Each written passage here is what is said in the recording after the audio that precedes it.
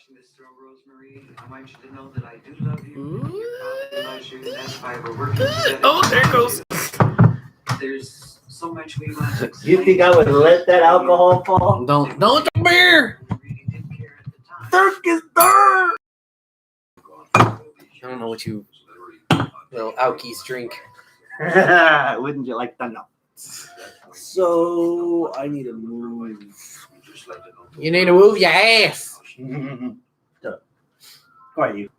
John and Eleanor's search came to You gonna turn off Unsolved Mysteries? One of my coworkers called me on the phone. And Now we're not he's offline. Hysterical, and he's going, "Were you watching Unsolved Mysteries?" And I said, "No."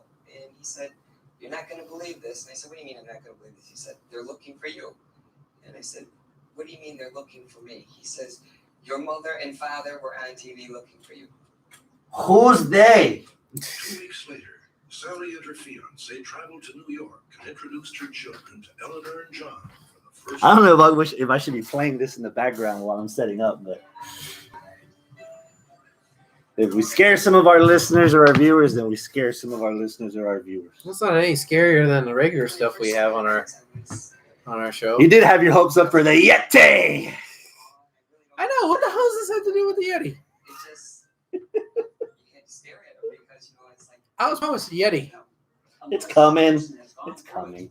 There is no way to describe the feeling that a person has once they find a child has been adopted. I had carried an imaginary picture in my mind of how I thought she would look. All I needed, I had. What a coincidence. I carried an imaginary picture in my mind, too. When she stepped out of the vehicle, I had. Oh, I saw that. I remember that when I was a kid. Uh-huh. So we're going to just freeball it, huh? What do you mean free ball it? On the YouTube tonight? Oh, I guess. I guess. I don't know. I was confused for. Oh, here you go. What are you doing? That's water. Yeah, we're almost there. All right. Just let the buffering buffer out. Get a little buff. Spit shine.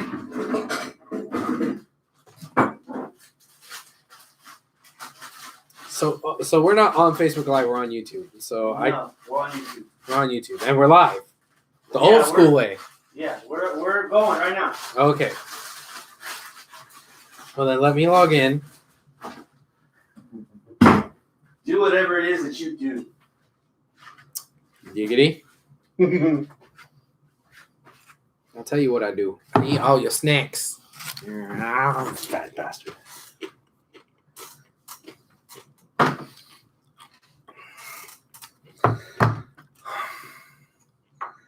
Oh, yeah, there we go.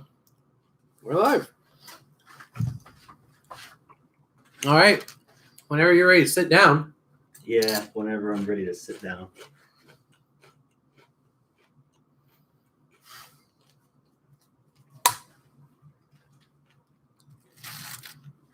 Cool Ranch Doritos. Yeah, I thought I'd spice it up tonight. Cool Ranch Doritos are the best Doritos. Mm-hmm.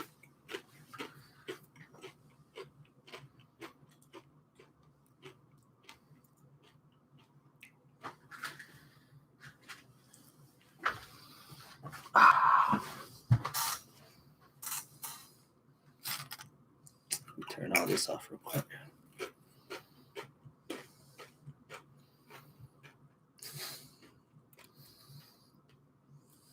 You know, if we ever were to get a sponsor, Oh, no. I'd be the best at plugging them because I just sit here and eat whatever it is the entire time. Well, assuming that's an edible thing. Assuming that it's edible, huh? Yeah. I don't know what that was you were trying to do. No. Are you going to be able to look at your notes?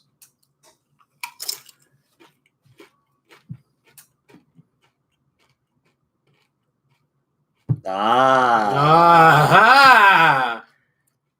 All right. What episode number are we? 359? 359? I think so. You think? Yeah. It's on the link, fool. You're the one that shared the link.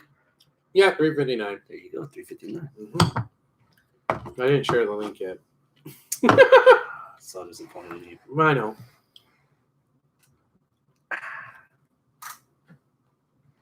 Where's the button to share?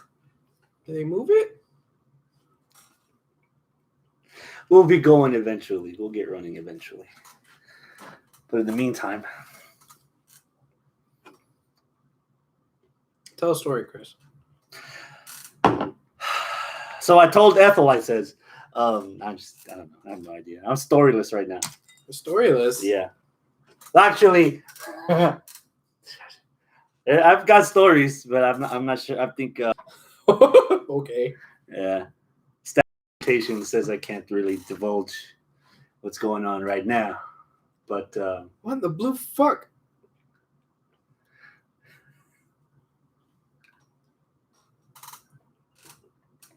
Yeah, it's just like straight up not the little share button anymore on there. Scott providing the liquid courage tonight from Great Heights.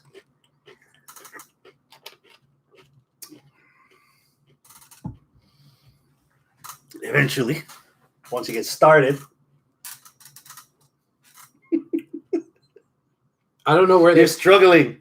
Yeah, I don't know where they put the share button. It's like not where it used to be.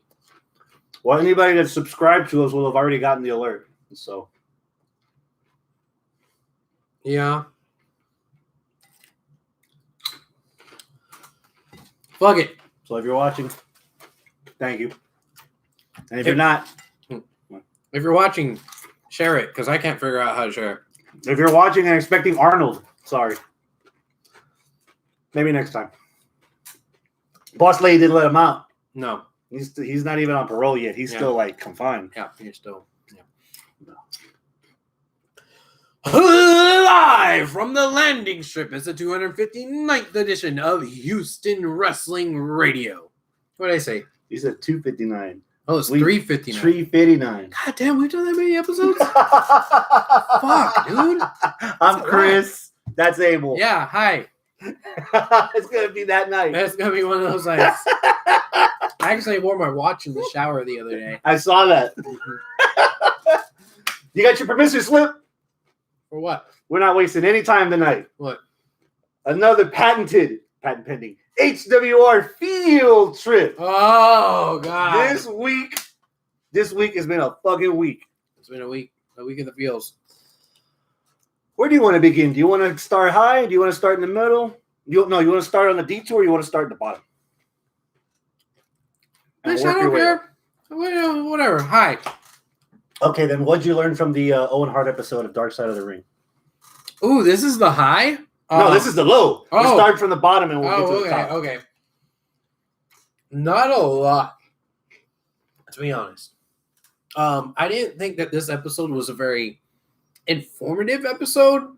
It didn't really peel back layers of pulling on the heartstrings, which I think is all you really needed for Owen. I mean, it wasn't like Benoit, where it was like, what the fuck actually happened? You know? Like, Martha was like, what the fuck actually happened? Oh, they didn't get a good rigging contract, and he had a little clip, and the clip just releases really easily, and he didn't know what to do, and they sent him up there by himself. End of story, you know? So, like, there wasn't a whole lot in the terms of chisme, you know? You weren't sports entertained. Right. But it was a lot of, oh my God, this was rough emotionally, just reliving it, you know. He was one of the greatest technical wrestlers. They didn't know what to do with him. The stuff with Brett, they were going to push him, but they didn't know how to push him. And then they just stuck him back in with the fucking cape, and he's still great, and he should have been, and then he's dead, and like he should have. And the show went on, and it fucking sucks. It's a really bad story, you know. But it's not a mystery. It's not an unsolved mystery at all, you know.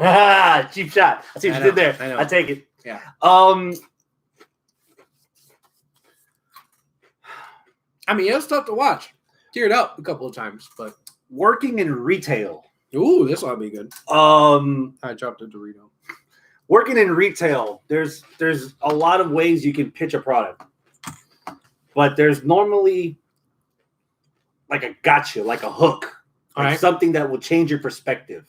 Or say if you're working in a new job and there's a routine that you have to follow, and for some reason you're just not getting the groove until one moment, all the pieces fall into place and the light bulb goes on. I was like, that's why no one struggles to do this. This is why I've been struggling to do it. I was missing this, and now I can do this like everyone else does this. Okay. I just one thing to change my perspective for that light bulb to go off. And Martha gave it to me. what was that? It was a fucking murder scene, bro. Owen True. Hart died. He fell from the freaking ceiling, and the company decided to do 5 more matches. Yeah. This is the same company that did a pay-per-view during the blackout. Yeah. This is the same company that was racing to be the first brand of entertainment back out on television after 9/11. This is the company that is trying to claim itself or fall into the category of essential business. This is what Vince does. Yeah. And just because you're in the WWE universe doesn't mean that it doesn't exist in like the thread of time of our current existence. You know, it's like if something happens, I don't give a fuck how special you think you are. Yeah. Time out. Yeah. You know, do the pay-per-view on Tuesday. Do something else. Just like Beware of Dog when the power went out. They went 2 days later and redid the whole fucker. Yeah. You know, so there's precedence where Was Beware a Dog before or after Owen? Before, or way before. This was Steve Austin. Early 96. So it just I get it now. Like Okay. I get why Martha's perspective is I can't let a company that took away my husband glorify him after the fact. Like, I totally get it. I get it. You know, because I've heard podcasts with Mark Henry's Hall of Fame speech, wrestling podcasts left and right, talking to wrestlers at shows left and right. Yeah. And they only see it from the fans' perspective, you know, because the fans technically are being cheated out of this. We had nothing to do with this situation. It just turned out to be that way. You know, like a breakup with a kid, like the kid's going to be the one that suffers the most if the parents break up, not the parents, you know, and they had nothing to do with it. And that's what I feel like in this case, where it's like, even at our best, we still ask for a lot of fucking shit as wrestling fans. Oh yeah. And this kind of like done. Like it's the Benoit episode that we covered on a Turnbuckle. It's like, this was my closure. I'm done. For me, for Owen, I get it. Like I don't have to bring it up anymore. I don't have to ask. I don't have to wonder. I can go to my ashes knowing that Owen Hart won't be in the Hall of Fame, and I'm fine with that because it's you know. And I was thinking about that Hall of Fame angle on all this, and what makes this really difficult is that the WWE's Hall of Fame is so ill-defined, right? Mm-hmm. And the one thing that it really is publicity for WWE, so they could use the likeness of the Hall of Famers to say, hey, look at these greats, look at our pantheon of immortals, right? Or fucking publicity stunts just like, hey, remember Drew Carey, remember Donald Trump, you know, or the Warrior Award. Yeah, or the Warrior Award. So it's so ill-defined. Like Coco Beware. Coco Beware wasn't the most over guy. He wasn't the best technical wrestler. But the bird! He had the bird, but even then, he wasn't all that over. Oh, I need to lower the volume on this thing. So, like, why is Coco Beware in the Hall of Fame? I mean, was he a good guy? Was he, great backstage? I mean, yeah.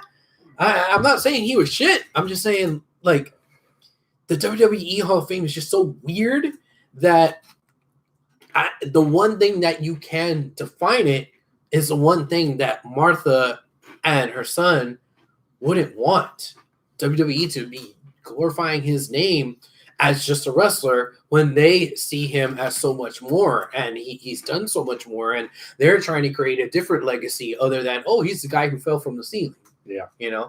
Who was dressed in a stupid ass gimmick, at the time. Mm-hmm. So I get it. They want to control that narrative, and I think it would be different if this was a more this is going to be a lot to ask, a more respected Hall of Fame, I know that probably like incites people. That's what the Pro Wrestling Hall of Fame is for. Waterloo, Iowa, that one. Well, even then, who really fucking recognizes it? You know, but like, I know that there's going to be a lot of people pissed off. It's the Hall of Fame. Of course, people respect it. No, you don't. You fucking marks.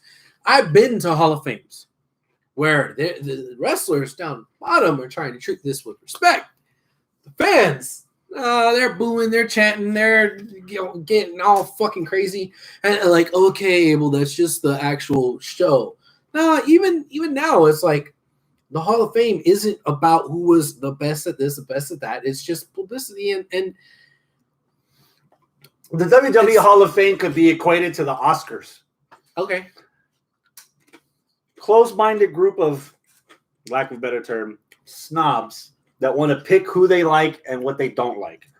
Experts. We're looking for a people's choice version of the WWE where it's not just a certain group of people that think that they're at an elite level for whatever they've done, that they're better than everyone else. They're not in the consensus. You know, for example, La La Land. I've never seen that movie. It's got Ryan Gosling dancing around a whole bunch of shit. It's old Hollywood. You know, it won an award. Congratulations. But how many billions was made in Avengers? How many black people represented during Black Panther?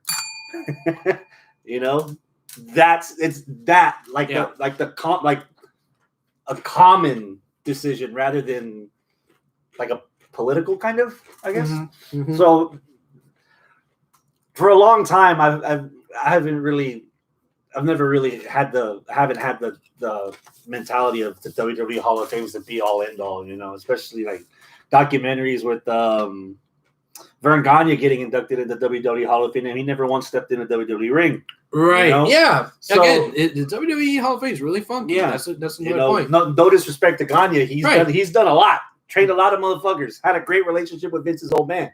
Yeah. But in that, like, how does that translate over? You know, so when it starts becoming that kind of too many strings, like it kind of devalues it to me as far as like a meaningful. You know, it's just a stage that they have that they can use to push their propaganda and make their shit make more money. Yeah, make more money. Yeah.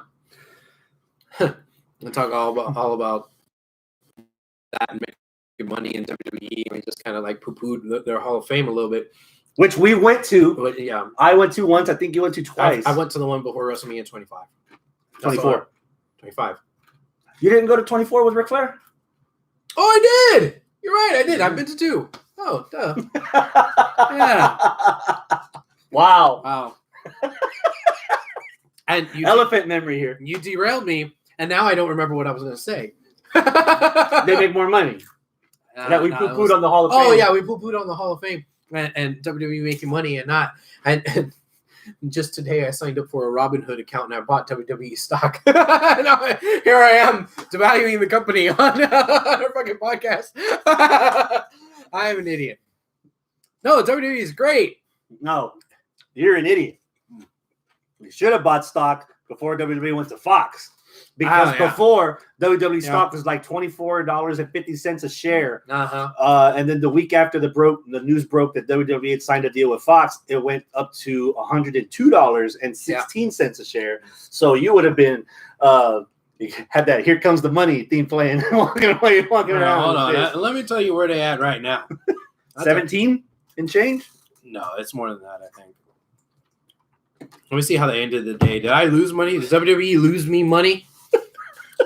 Everybody's losing money, but makes you feel any better. Don't look at your 401k plans right now. Don't do that. No. Don't fucking do that. Oh, man. Yeah, I did a couple weeks ago. Whew. All right. Let's see here. Stonks. 34.25. 34.25. Oh, no. I'm sorry. That's my other one that I invested in. 44.77 is where they're at today. As a banker, I'm going to divulge some Houston Wrestling Radio top tips. The first one being, I've lost 10 cents. Invest in marijuana. Yeah. Invest in marijuana because right now, there's been calculations done that I think half of the states can recoup whatever revenue that they've lost from this current pandemic if they legalize marijuana. And Texas is one of these states that hasn't done it yet. And with our open fields and our open land, and more importantly, our humidity, we could probably grow the best bud in the entire country. So get in on that now, because definitely before this decade's over, marijuana is going to be legal everywhere. Yeah. So you want to get it on the ground floor so that you get to the penthouse pretty quick. I don't know if this was fake news, but I saw an article saying that Oklahoma is not only going to make it legal for recreational buying in their state. Yeah. Well, it has to be one with the other, because I've gone to Colorado and I've gone to... All right. So let's get back on track. Uh-huh. Is that how bad this was already, our field trip? You sort of get something to pick me up? Yeah. Because we're about to go a little lower. We're going to go low. Lower. Get low. But we'll transition through the Hall of Fame territorial pissing we just did, because there's a petition out right now. Hi, Arnold. There's a petition out right now for a certain former WWE talent to be offered the Warrior Award. And that would be Shad Gaspar. Mm-hmm. All right. I really don't want this talk about Shad to just be on the angle of Hall of Fame worthiness. No. Go for it. And but you know how I said I was thinking about the Hall of Fame earlier. It wasn't Owen Hart's Dark Side of the Ring that sparked that. It was Shad. And again, WWE Hall of Fame is very ill-defined. Very ill-defined. If Shad did not go the way he did, if this was 2 weeks ago, and I said, hey, you think Shad Gaspar by himself should be in the WWE Hall of Fame? What would your answer be? Hell no. No. My answer would be no, too. What about As Crime Time? No. What about a Warrior Award?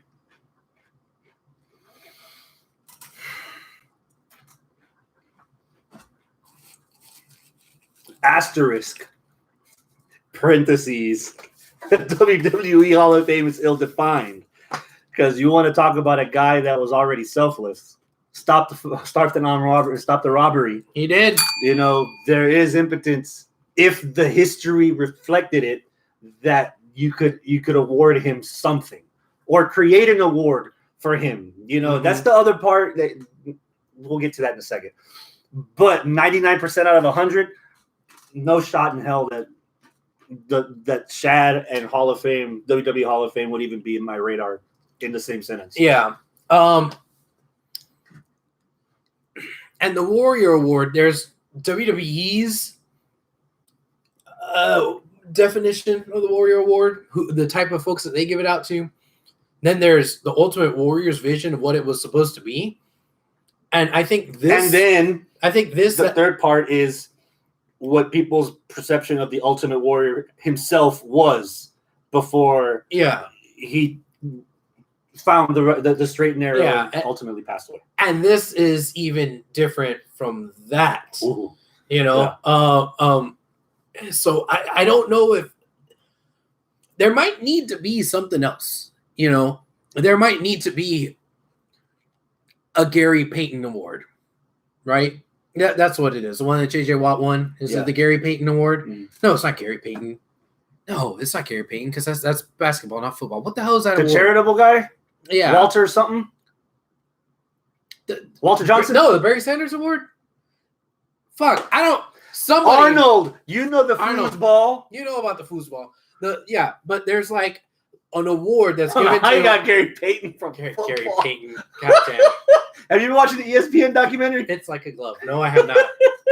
No, I have not. So the reason we're talking about this man is because on last Sunday, he went swimming in Venice Beach on California with his Walter son. Payton. Walter Payton.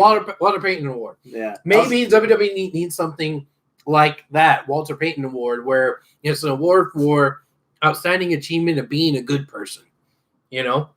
Yeah. Because I could see how, let's honor Shad with this kind of thing. Warrior Award, Hall of Fame, I don't think so. So again, why he should be honored? Why? On Sunday, he was out on the beach in Venice, California, on the outskirts of LA. And he was out in the beach, he's out in the water with his son, where some riptides and some currents came in, started pulling people away. Those two weren't the only two in that in that situation. Right. Lifeguards went to rescue them both, and the lifeguards had a decision to make whether to save Shad or Shad's son, and Shad made the decision for them. He told them, "Save my son first." Yeah. And they wound up being able to rescue him unharmed. Apparently, his son used his dad to push off to reach the lifeguards for them to get him. And in essence, Shad got swept away from the undertow. And less than 3 days later, Wednesday morning, his body washed up ashore. Yeah. And that's why we're here, talking about the whole. This is where it comes around full circle. That's where it comes around full circle. So there's pretty much 1 degree of separation here for me and kind of for you, to Shad, right? Because it's no secret, I live with Porsche, and she was right hand to Charmel, Booker T's PWA. Old school. Yeah.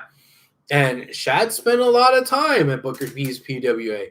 Not as like like he would wrestle. He wasn't training. But from what I understand, what Porsche said, and it's a very touchy subject for her. She's been very, very distraught about all this.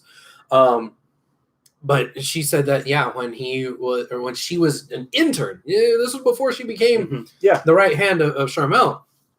When she was an intern, he would help out all the interns to get acclimated and learn the business and this and that. So there is a high respect level in the local Houston wrestling scene, even though it's behind closed doors, backstage. He wrestled whatever. a couple of times on PWA house shows as did. Beast. So people that back in the day that went to those old PWA shows at the Pasadena. Even ROW, he wrestled a couple of times. Yeah. He was always seen. Sometimes he'd be off in the corner. Nice guy. Oh, there goes there's Shad. We were already used to it, so we didn't bum rush him. Yeah. I never I talked to him, to be honest. I never did, but Porsche did, and everybody, Kofi, Booker, Charmel, MVP, everybody is saying how much of a great guy he is, and even some of the local talent, local wrestlers, and people that were involved that aren't like these big shot names with thousands of Twitter followers say the same thing. So he was one of the good ones. It sucks that he went the way he did. So it's that's sad. That's caused a little bit of sadness in this house, or my house.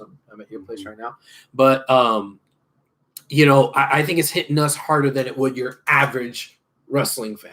Your average wrestling fan who, the dude from Crime Time, they probably don't care. Yeah. But that doesn't mean he wasn't a good man. He was a good man. Yeah, it's for reasons I really, for once, I don't want to choose to get onto here live. It's been a rough week for me personally also. Yeah. And it kind of identifies one of the reasons why I make some of the decisions that I make in life, because I don't think I could be that selfless. Okay. Yeah. Yeah. That's tough. Fuck, man. But the body was found, so they're gonna have the family has at least that decimal of closure, so that they can actually have a funeral for him. Did you see? I'm kind of asking you this because I don't know if it was fake news or not. Did you see that after the Coast Guard called off the search, that Chris Masters took it upon himself to round up some other friends and do a search himself? I didn't know about that. I only saw it in one source, so I didn't really give it much credence to, but I figured I'd ask if you heard that. It wouldn't be far-fetched. I mean, it's funny that we're starting with these two people, because the one link as wrestling fans between Owen and Shad is that no one's ever had a cross thing to say about either one of these guys. So you would think for somebody that's that beloved, I'm not going to wait for other people to look for him. If they're going to quit, I'm going to start.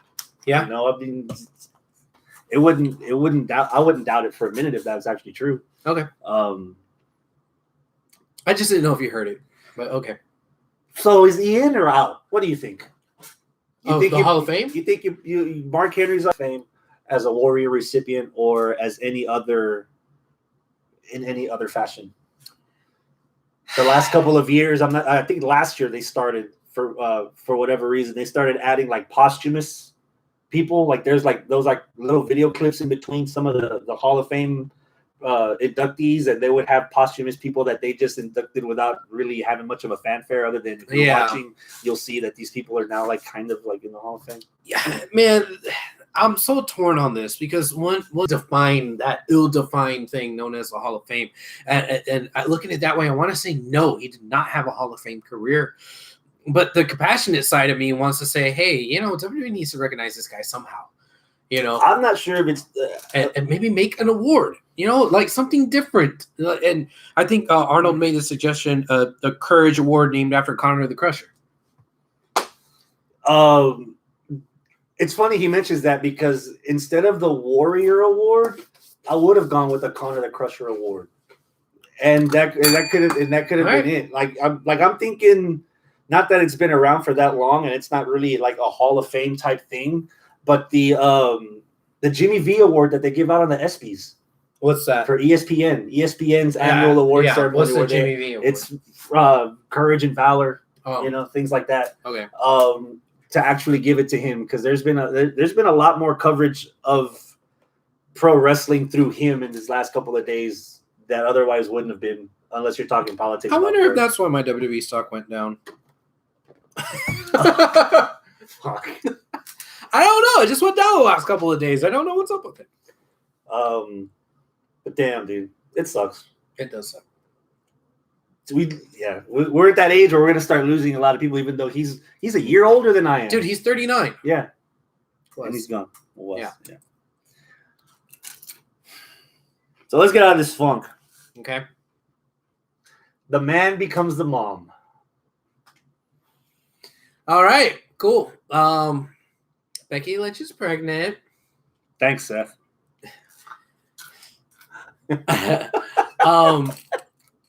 I mean, cool. I'm not like upset and I'm not like sad. I mean, good for her. I'm not ecstatic. Oh my God, yay! I'm so happy. I'm not gonna dance around like Asuka and break kayfabe and turn to a babyface for 10 minutes. Okay, she's having a baby. All right, cool. Like yay, good for her. But I'm not like bouncing off the walls about it. Did you actually think it any deeper than that, or you just saw that for what it was? And I'll tell you what I did think. WWE is going to spin this into a storyline of who the baby daddy and try to pretend like it's not Seth. That's kind of what I thought they were going later that night. Seth came out all stone-faced, like, oh my God. And like, Becky was crying at first. Oh, because for the championship? No, because the drama. And Seth was like, he just despondent because like his girlfriend's pregnant with some other dude, and that's how they were going to do the storyline. He's looking at his calendar. He's going, I wasn't with you these weeks. Yeah. Wait a second. We were social distancing. What the hell happened? I thought that's where they were going to go. Now, that was 2 Mondays ago, and I did not watch last Monday, so I don't know, if they're continuing with that or if that was just something weird I was picking up on. But I wondered if they were going to do that. And if they did that, is that in good taste? That's really in bad taste, right? I mean, just say, hey, you're pregnant and then move on. That's it, right? Or we're going to have the second coming of the Truman Show. And then have this baby live on television. Oh, Lord. And watch it grow before our eyes every Monday, Wednesday, Friday, and one Sunday every 2 months. No. So there's two extremes. In wrestling, there's always extremes. So I'm going to go both ways here. On the positive end, I will start by saying, other than what you've already said. Yeah. So far, that might be my promo of the year.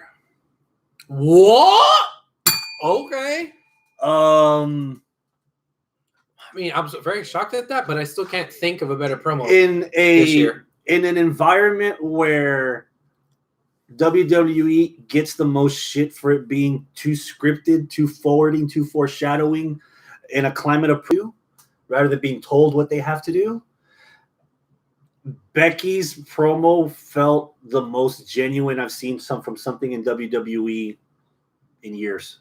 Okay. It was like the Daniel Bryan fake retirement when the chills get on my arms. And part of that was probably because either Asuka faked it very well, or the fact was nobody told Asuka at all what was happening.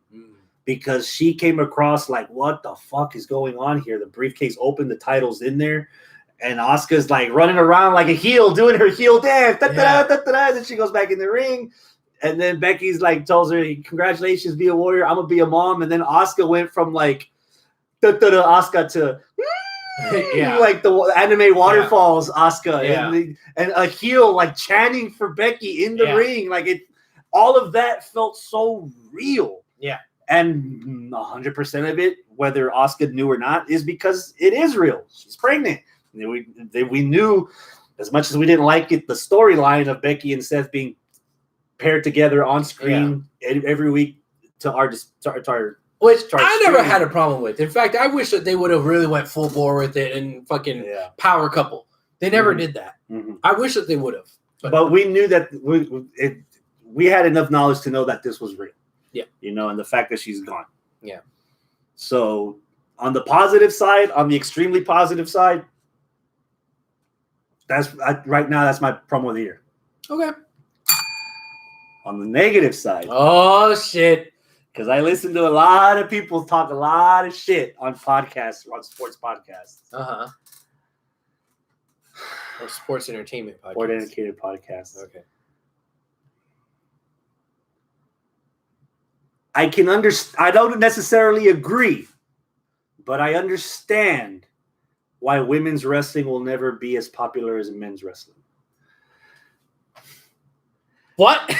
And I'm gonna couple that by saying that now I have so much more respect for Ronda Rousey than I did last year, because Ronda Rousey made it very clear, hey Vince, I know my contract's up at the WrestleMania, you want me for another year, but you know what, my new husband and I, we want to start a family, want to let you know up front, who do you need me to put over? I'll do whatever you want me to do, and then after that I'm out. I'll talk to you soon. We'll figure out where we go. There's protection, right? You can strike while the iron's hot and stay relevant, stay on top. You're the first woman to main event WrestleMania, win both titles, and right when you're up here, I'm gonna go. Yeah. Well, that's the thing. We don't know how purposeful this was. This could have been an accident. I know there's protection, but this could have been an accident. I'm gonna bring up the Roe versus Wade documentation of the law, where in WWE is its own separate universe from everything else, to where you need to know what you're doing in the position that you're in. Karma was another example of somebody. Holy shit, Awesome Kong's in WWE. Yeah. We're gonna get a fucking run with Awesome Kong. They're building this woman. Holy crap, she's gonna start fighting at pay-per-views. She got pregnant. Yeah. Certain but situation. Dude, it's not any different than a torn ACL. You can't prevent a torn ACL. You can't prevent Austin breaking his fucking neck on pay-per-view. Yes, you can. You can put a condom on it. All of wrestling is preventing injury when you're trying to make it look like you're injuring somebody. It's the same with fucking boning and getting pregnant. You're trying to prevent getting pregnant, but sometimes it ain't ballet. Vince, the father, the husband, the grandfather is probably excited for Becky. Vince, the businessman that's looking at those $46 stocks that you're owning, is pissed the fuck off that his top woman is gone for a year. Yeah. Assuming. That could have been with a fucking rotator cuff. Just the same. Stuff's going to happen to your performers. I don't know if that's a bridge too far. I'm not going to cross that bridge. I disagree. Okay. I disagree. You can disagree if you want. Damn, dude. Now, I'm not talking personally. Okay. I'm just talking dollars and cents on the business. If I'm wearing a suit and a tie, if I'm telling you for the next 2.5 years you're going to be my top woman, take care of yourself, and something happens to you where you're gone for at least a year, possibly. The way she sounded was like she's not coming back. Because Steve Austin had a broken fucking neck. He came back every week on Raw cutting promos, stunning Sergeant Slaughter, stunning Jim Ross, stunning Vince McMahon. There's also a pandemic right now. That too. Like, if you have a neck injury, you can still do promos. You have a pandemic, but you're taping 4 episodes a night. Right. So, but still, like, you're pregnant and it's a pandemic. Okay, I'm going to chill. I'm not going to come back for promos. I get it. I get it. She can't catch COVID while she's with child. That's risking 2 lives, not just hers. But you get rid of Seth, right? 2.5 if you count Seth.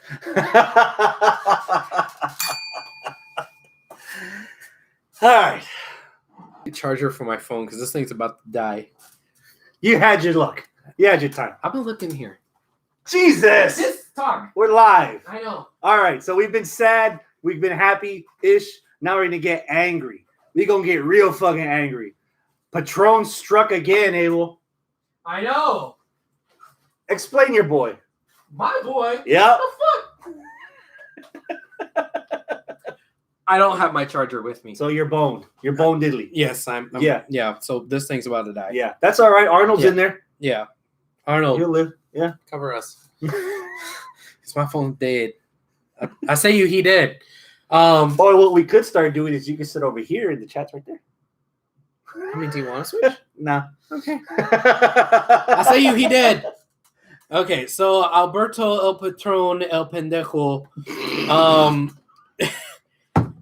did some dumbass shit where he sexually assaulted a girlfriend of his. Sexually assaulted a girlfriend, threatened her son by saying that he was going to leave the son out in the middle of the road. Now, I need a little bit more context for that. Like, do we mean like a newborn baby and I'm going to throw him out the window? Or do we mean euphemism, I'm going to leave him on the side of the road like an 18-year-old, 17-year-old kid who's like, oh, you know what? You're going to, I'm going to leave you on the side of the road so you can fend for yourself. Like, or are we talking unsolved about mystery style where you find him weeks later? Are we talking about like, you know what? You need to toughen up, get out of the house. I'm kicking you out. Or do we mean I want you to get hit by a truck? Like, here's what he means. Both are terrible, by the way. Here's what he means. You don't ever threaten a woman's kids. Yeah, you don't want to do that. Ever. Mm-mm. Even if they're your kids. Yeah. You don't ever threaten your wife or your baby mama's kids. Ever. That's it. Yeah. Dunzo. And she reported him, and now he's behind bars. Yeah. Poor Paige. So what the fucking Paige? She's already out. Because she's gone. Yeah, but it's like history. But when there's always he said, she said. Yeah. Having context after the fact makes you appreciate what one person said over the other. Okay. So I can kind of understand why Paige was going through the stuff she was going through at that time, being with somebody as toxic or as threatening as Pendejo Patron. There's no need for that kind of like treatment of a woman. Yeah. Ugh. So he gone. For a while. I mean, you know how.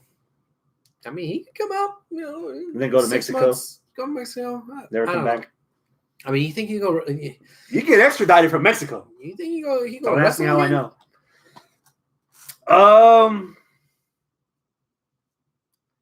Knowing how fucked up the world is, I bet he'll be wrestling in like 3 years.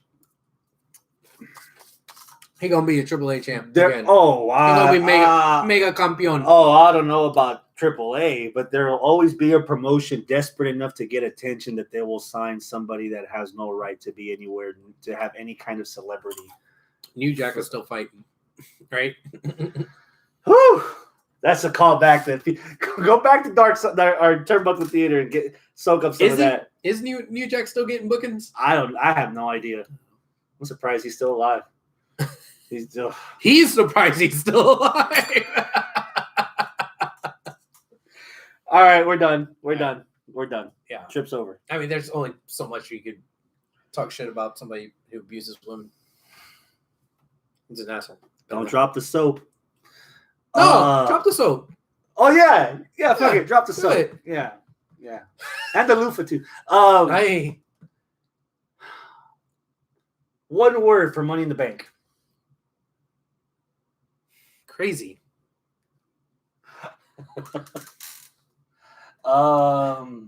You? Yeah, in Otis voice. That was your best Otis impersonation? Thumbs up or thumbs down? On what? Asuka winning the briefcase. Bing. Yeah. Thumbs up or thumbs down on Asuka being handed the title? Bing. Thumbs down. Yeah, thumbs down. Yeah, thumbs down. There's enough women to do some kind of quick tournament. You're looking for stuff to fill TV time. You could have had a nice little 8-person women's tournament there. Finals would have. I wouldn't have even had Asuka in the tournament. I would have just had some poor soul go through fucking hell in the tournament to win the title, just to have Asuka cash in right after and keep Asuka heel. That's what you should have done. I'm not as much as I love Asuka. I spent 15 minutes watching her put together a Street Fighter cabinet arcade table. Like I love her. Yeah. You know, I'm not sure if I'm ready to see a face Asuka. You know, the heel stuff was working. The heel stuff was entertaining. I'm not sure if you can have Asuka do the same thing she was doing as a heel, but translate as a face, because she's directing those actions to heelish people. Right. And it's not really helping that I've got this perspective of Nia Jax being like the female Big Show or the female Kane, to where you put them in a feud against somebody, and that feud just So I'm not sure if I'm ready to if I'm happy seeing her going where she's going right now. Right now, as the face heavyweight champion of Raw. I think what you're complaining more about is the fact that she has a face turn, and not the fact that she won the title unknowingly. I love that, because it's something different with the Money in the Bank. It's a special situation that warranted a special outcome, right? So I dig that it's different. I dig that, hey, you didn't know, but you actually won the title. So, oh, fuck, okay. I think that was cool. So, yeah, I liked it because it was different. I also kind of fucking Nostradamus did, too, because there was rumors earlier in the day, that Monday, that, oh, Becky is going to, announce that she's pregnant. And in our chat, our little chat with Travis and Scott, I said, well, what are you going to do with the Money in the Bank? And I just said, fucking give it to Asuka. Just give the title to Asuka. I said that. Got a couple of ha-has, but that's it. And then what happens 5 hours later? Hot dog, I won. I predicted that shit. Congratulations. Here's a big box of nothing. Aw. At least I tried. All right, since you like different. Yeah. Thumbs up or thumbs down on the possibility of Otis cashing in the Money in the Bank briefcase on the tag titles? What?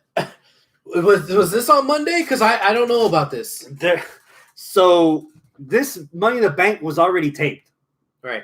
And Otis had an interview on some wrestling podcast a week before Money in the Bank, after the match had already been taped. And they asked Otis, who would you cash it in on if you had won the briefcase?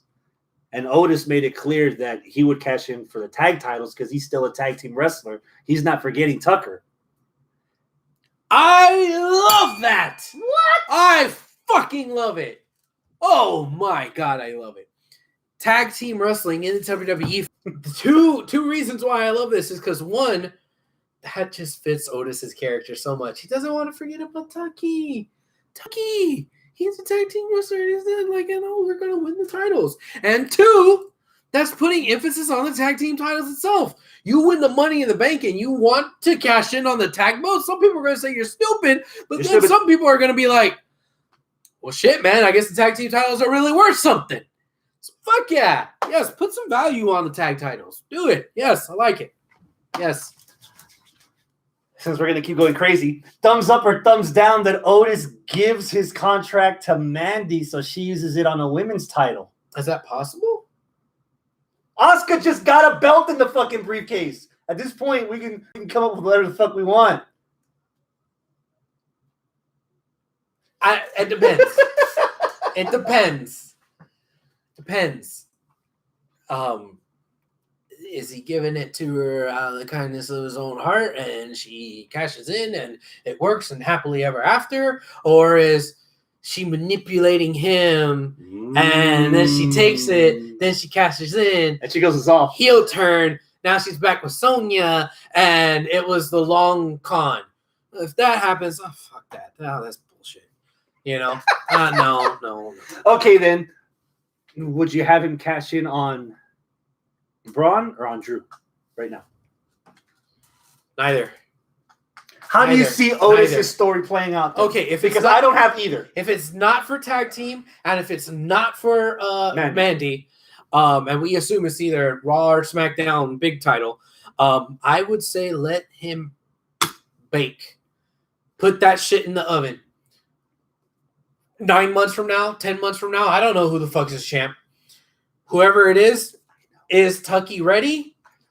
He either cashes in and he gets it because he's ready, or he cashes in and you know what? He didn't really win because he wasn't ready. And it's fine. It's fine. It's okay. Cena, bad news. No, it was Cena and Sandow, right?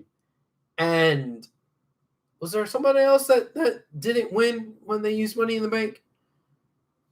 No, Sandow used it and failed. Corbin Cena failed. used- Sandow. And Otis. Why not? If he's not ready, because I don't know if he'll be ready in 10 months from now. I don't think this is about him being ready. Because he's over. It's about him being over. He's Thank you over. very much. He's over right now. Can he be How- more over as a singles competitor? Yes, and I'm about to tell you how. And out with it. Last episode on Facebook Live, which is probably why you're not going to find it on YouTube. I talked about how it was too soon to us to get Bray versus Braun because you could have had Bray versus Rowan and then Eric Bray versus Harper and build up to that, build the story Right. to go to Strowman. Other than the So- fact that they're not in the company. Exactly. So you just hit the nail on the head. Otis is over as a single star. Why? Because Tucky hasn't been around and he had a good storyline. But who is he with now? Mandy. Exactly. Okay. So how do you said, can he get more over? I'm going to tell you exactly how. How? SummerSlam in front of people. That's the cameo. Braun Strowman, because you want the audience interaction. The audience is cheering this on. The audience Yeah. wants to see more of Otis, Pretty Boy Otis, and Mandy Rose being a couple, and Otis being the gentleman doing everything he can for Mandy. But now we're going to see Otis as the protector because Braun is going to lose the title to the Fiend. And we're going to get fucking horror movie Fiend, not waiting for Otis to cash in on Fiend. But Fiend terrorizing Mandy? terrorizing Mandy. Oh! And that's how we get no contract cash in, but we do get the Fiend against Otis. And you get Mr. Rogers Wyatt like getting into Otis's head while the Fiend is But he's terrorizing too stupid Mandy. to get into his Exactly. head.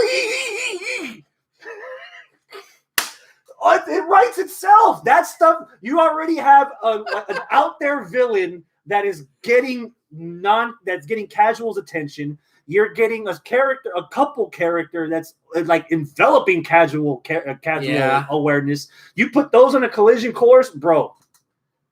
He's too stupid to get fucked with by Bray. But he's not too manly to get scared of the Fiend. And he is also very protective of his woman. Oh, I like it. I like where you're going with this. I like it. Yeah. Okay. Or just in Yeah. time for Halloween. Yeah.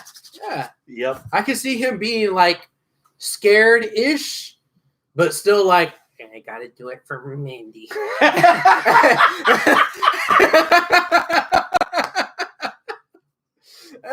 like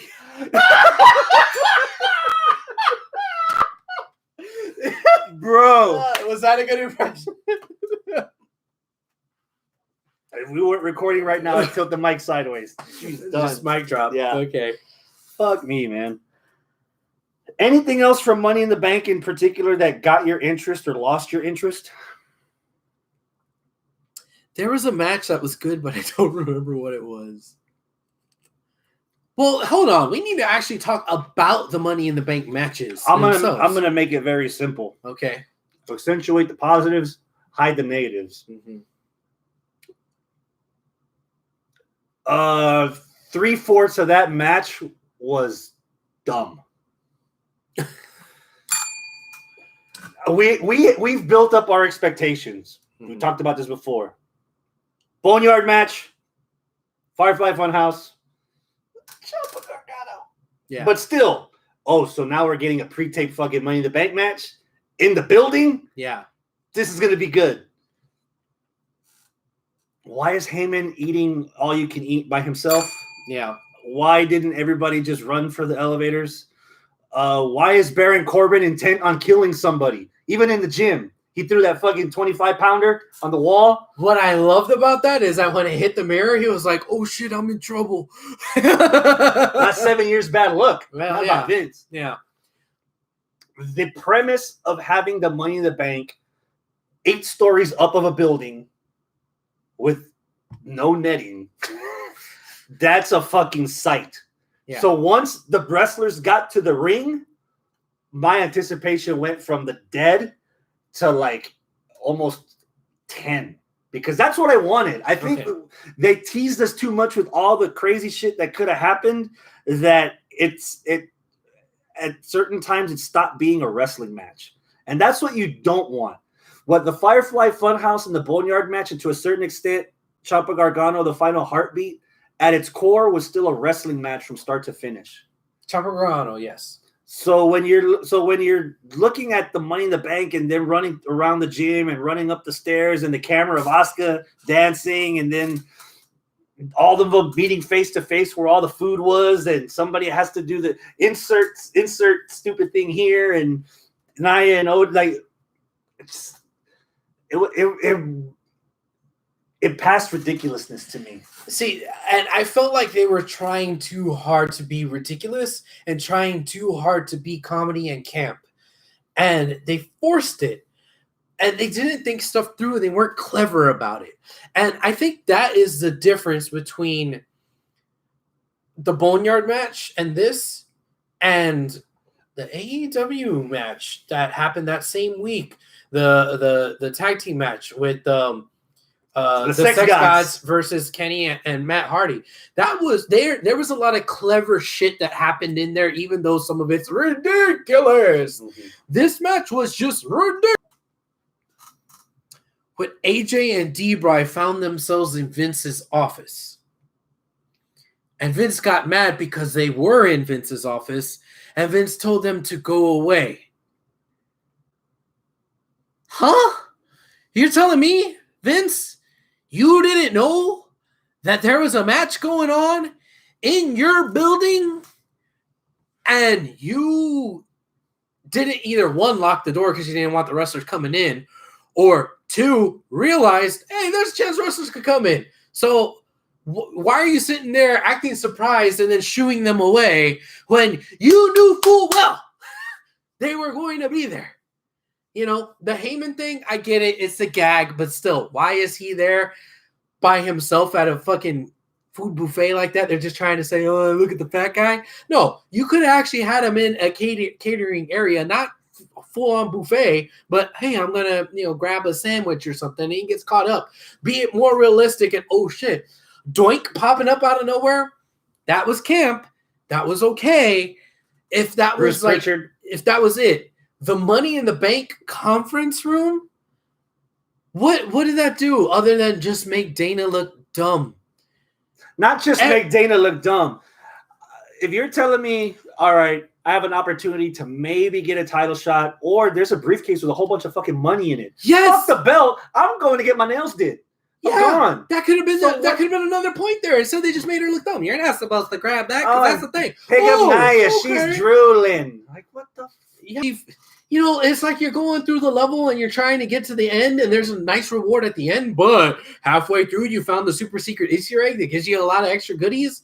Cool, let her grab that. Not be like, oh, I was dumb for picking this up. Like, you're telling me Dana Brooke is that dumb that for weeks of advertisement they said you need to go to the roof, and it looks like this. It's a solid white case. You need to climb a ladder outside. You're telling me that in a conference room where there's a clear case with money, she mistook that? She can't have it. And she can't have it? What? There's That was nothing so wrong dumb. with there's nothing wrong with slide missions. There's a nice little level on Super Mario World that's hidden right in the very top Yeah. left corner where you can get mushrooms and leaves and a Yoshi before you start any level you want. Yeah. There's nothing wrong with Dana. Oh, I didn't get the money in the bag briefcase, but I'm fucking rich, bitch. Yes. Like there's Yes. nothing wrong with That that. would have been great. That would have been awesome if you saw that in Dana's mind. But in Dana's mind, the way they played that off is that, oh, she's dumb. She's grabbing the wrong thing. She's And- dumb enough to slip on the floor and bump her head, and she's out. Yeah. That was the other thing that pissed me off about it. Only half the girls made it to the fucking roof. Only half the girls made it to the fucking roof. What? Yeah. Yeah. So There was a lot that I could have loved, but there was a lot of the shit that just no. yeah, I mean, at the end of the day, I was expecting a Money in the Bank ladder match, and I got a lot less Money in the Bank and a lot more Legends of the Hidden Temple. Yeah. And I wanted And Money in the Bank. and I said this on our previous show. I really would want more the Marine 8. Remember, I told Yeah. you, you're looking for an action movie. I'm looking for the Money in the Bank. Tell me a good action movie from WWE Studios. Still. And other than But they- Condemned, you They couldn't figure could one out. have gone completely in that direction, and they still didn't because they had their full HD cameras Yeah. where as though they were recording the arena. That's not what I wanted. I wanted clips and cuts and this and that where somebody was going to team up. One of the guys is going to team up with one of the girls to kind of, make their way through. I wanted there to be surprise obstacles that were in the actual building themselves, and that didn't happen. Well, kind of did. There was one. AJ.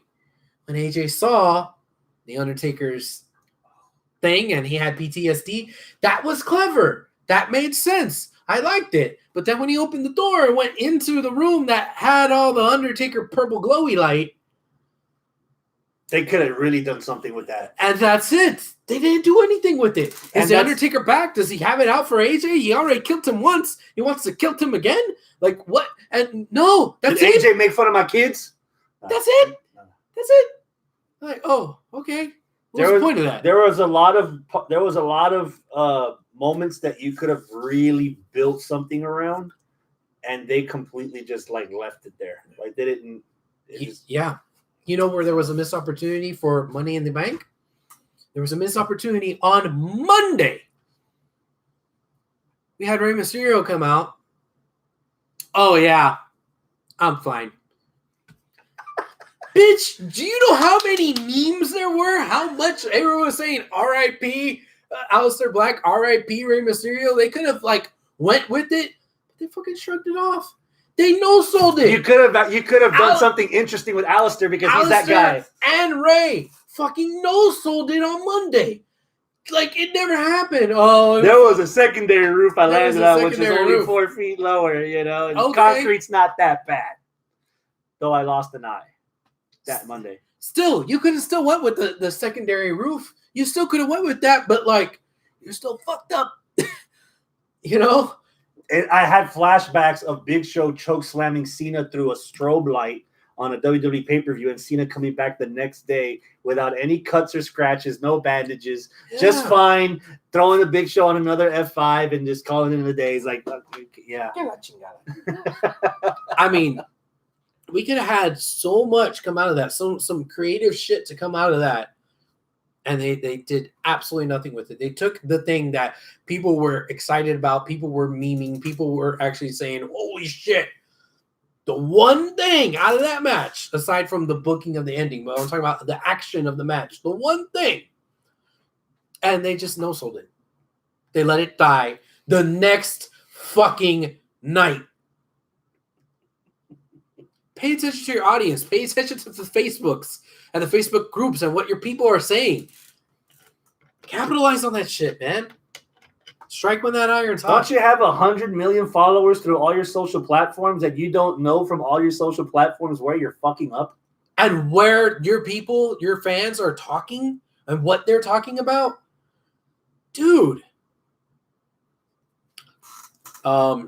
He decided that he wanted a social distance and he didn't want to come to work. And he is not Daniel Bryan. He's Brock Lesnar. Or Brock Lesnar. So he's a little bit more expendable, and they're going to make an example out of him. Oh, yeah, you can stay home. But you know what? You're getting de-pushed. Again. It just seems petty. It just feels petty. Yeah. Petty mayonnaise. There is an upside, though. What's that? Have you seen that bracket from the tournament? Oh, yeah. Do you remember enough of it to pick a final? No. There's a match that both guys have teased before. I've spoken not on WWE television, but in interviews. They both said that they want to wrestle each other, and the possibility is there. I will mark the fuck out for Daniel Bryan versus Shinsuke Nakamura. That'd be cool. 1-on-1 for the title. Yeah. Oh, there we go. Now I remember. Match of the week candidate, possibly my pick. D-Bry versus Gulak. From SmackDown. Yeah. Turned out to be Gulak's farewell. I know. What the fuck? Why? What did he do? Because he asked for a raise and they didn't give it to him. Because now that he's on the main roster, he's not on 205 anymore. That's bullshit. You see, I knew when they were going to do this 205 thing legit on the freaking, that was going to be its own division on the brand, they were going to get shortchanged. This is WCW all over again. Gulak had the PowerPoint presentation. He had the no-fly zone. He had enough relevant shit on main television that if you actually watered that seed and gave it light, it would have grown to the next Daniel Bryan. But nope. And that's what they were trying to do. Him and Daniel Bryan were becoming equals, you know? God damn, that could have been a badass team, and they put on a badass match. Nice ground match that I haven't seen in a while. That was art. That was art in the ring, what they were doing. I think what hurts my soul more on a homegrown level, not so much homegrown, but I've seen her wrestle a couple of times here in the great state of Texas. They let go Rachel Ellering. I saw that too, yeah. Because she was bitching about WWE's response to COVID and the medical staff and all that, right?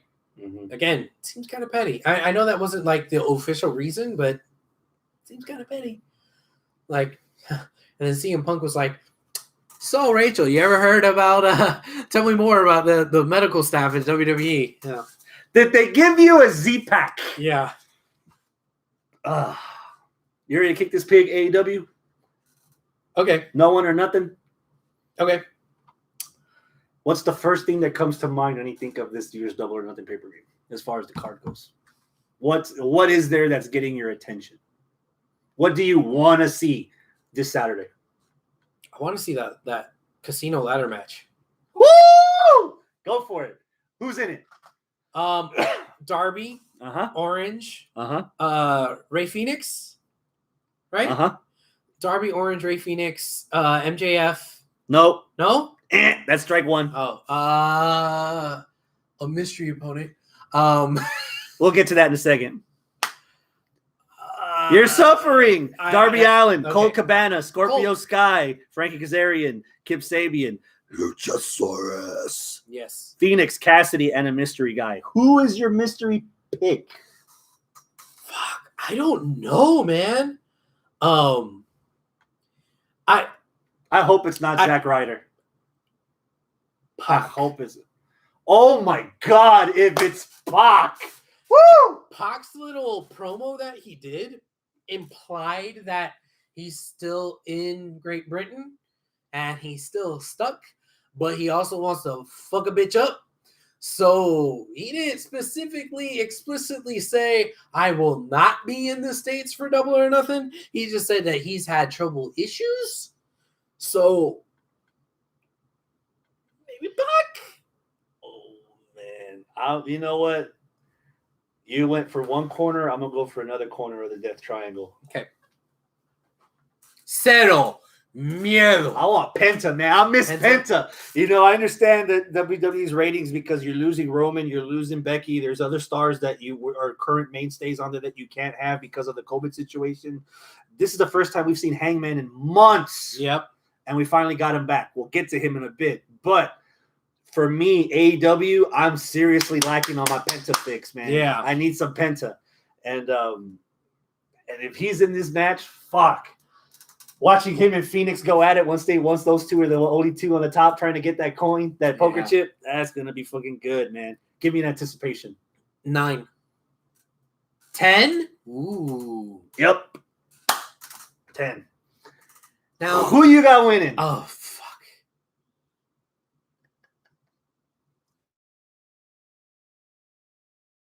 Okay, let me ask you this. What is it that you win if you win it? So you win a world title shot.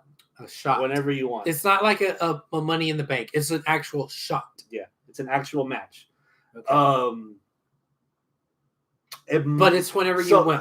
You know what? They might need to verify that on television because last year, MJF, I'm sorry, Hangman won the Battle Royal in Vegas, and he was in the main event of All Out for the title against Jericho. Right. So it's possible that the winner might be able to cash in that poker chip that's going to be hanging above the ring. Now, is it going to be a poker chip, like the size of a poker chip? It has to be or something bigger. Or is it going to be like the Ultimate XX, where it's like big and it has to be big. Yeah. Okay. Yeah. But I'm gonna err on the side of caution because of the history, and I would say that the winner gets a title shot at All Out. Okay. So if that's the case, let's assume that's the case. You're gonna main event their version of WrestleMania. Darby. I agree. They've built up Darby. He's been the one that's been flirting with the main event, flirting with getting the title. Both titles. He was in the tournament. Yeah. Has been this close. These types of matches, and I do that to myself for saying this, these types of matches, like Money in the Bank, are typically to get those guys that are on the bubble to jump up out of that. I give it to him, let him jump up out of the bubble, and get himself a shot.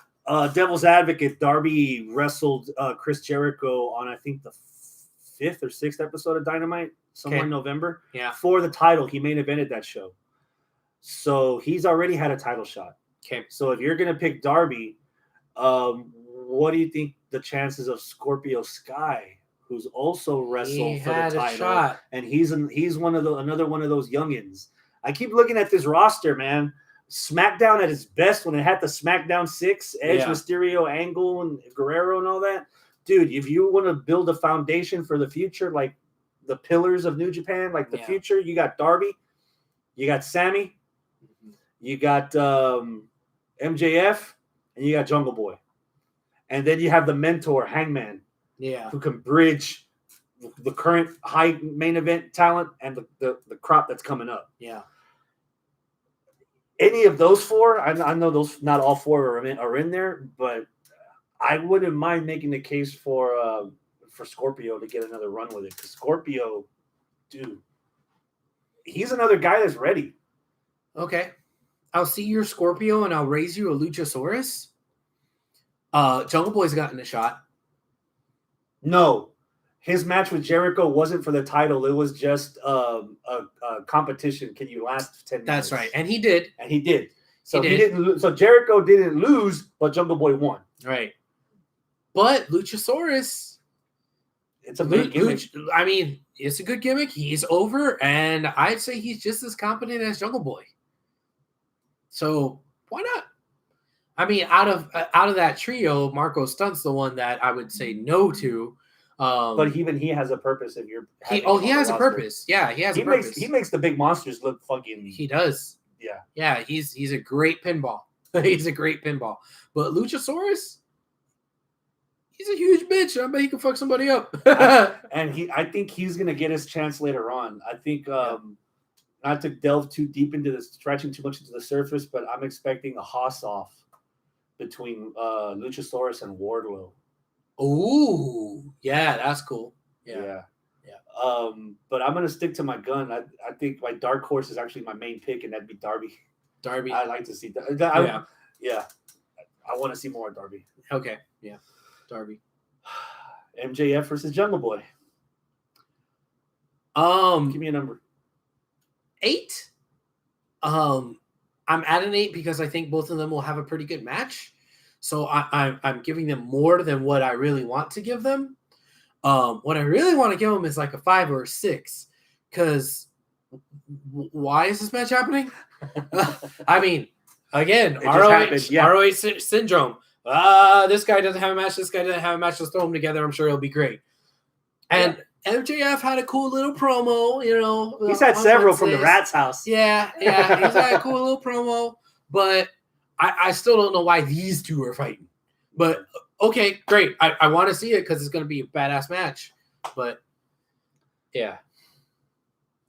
This is the Rock Triple H from 97. What? Okay. To where both of these guys are here, and then once you put them together, they're going to take each other here, and then they're going to take each other here, then they're going to take each other here, and then before you know it, they're going to be up here fighting each other for the titles. Okay. For the main brand titles. Okay. That's why on paper they put this together on this show, because those two, MJF is the heel that gets the heel reaction. Like, you laugh at him, but you still like the guy because he's an asshole. Yeah. You don't, and it doesn't faze you that he's an asshole.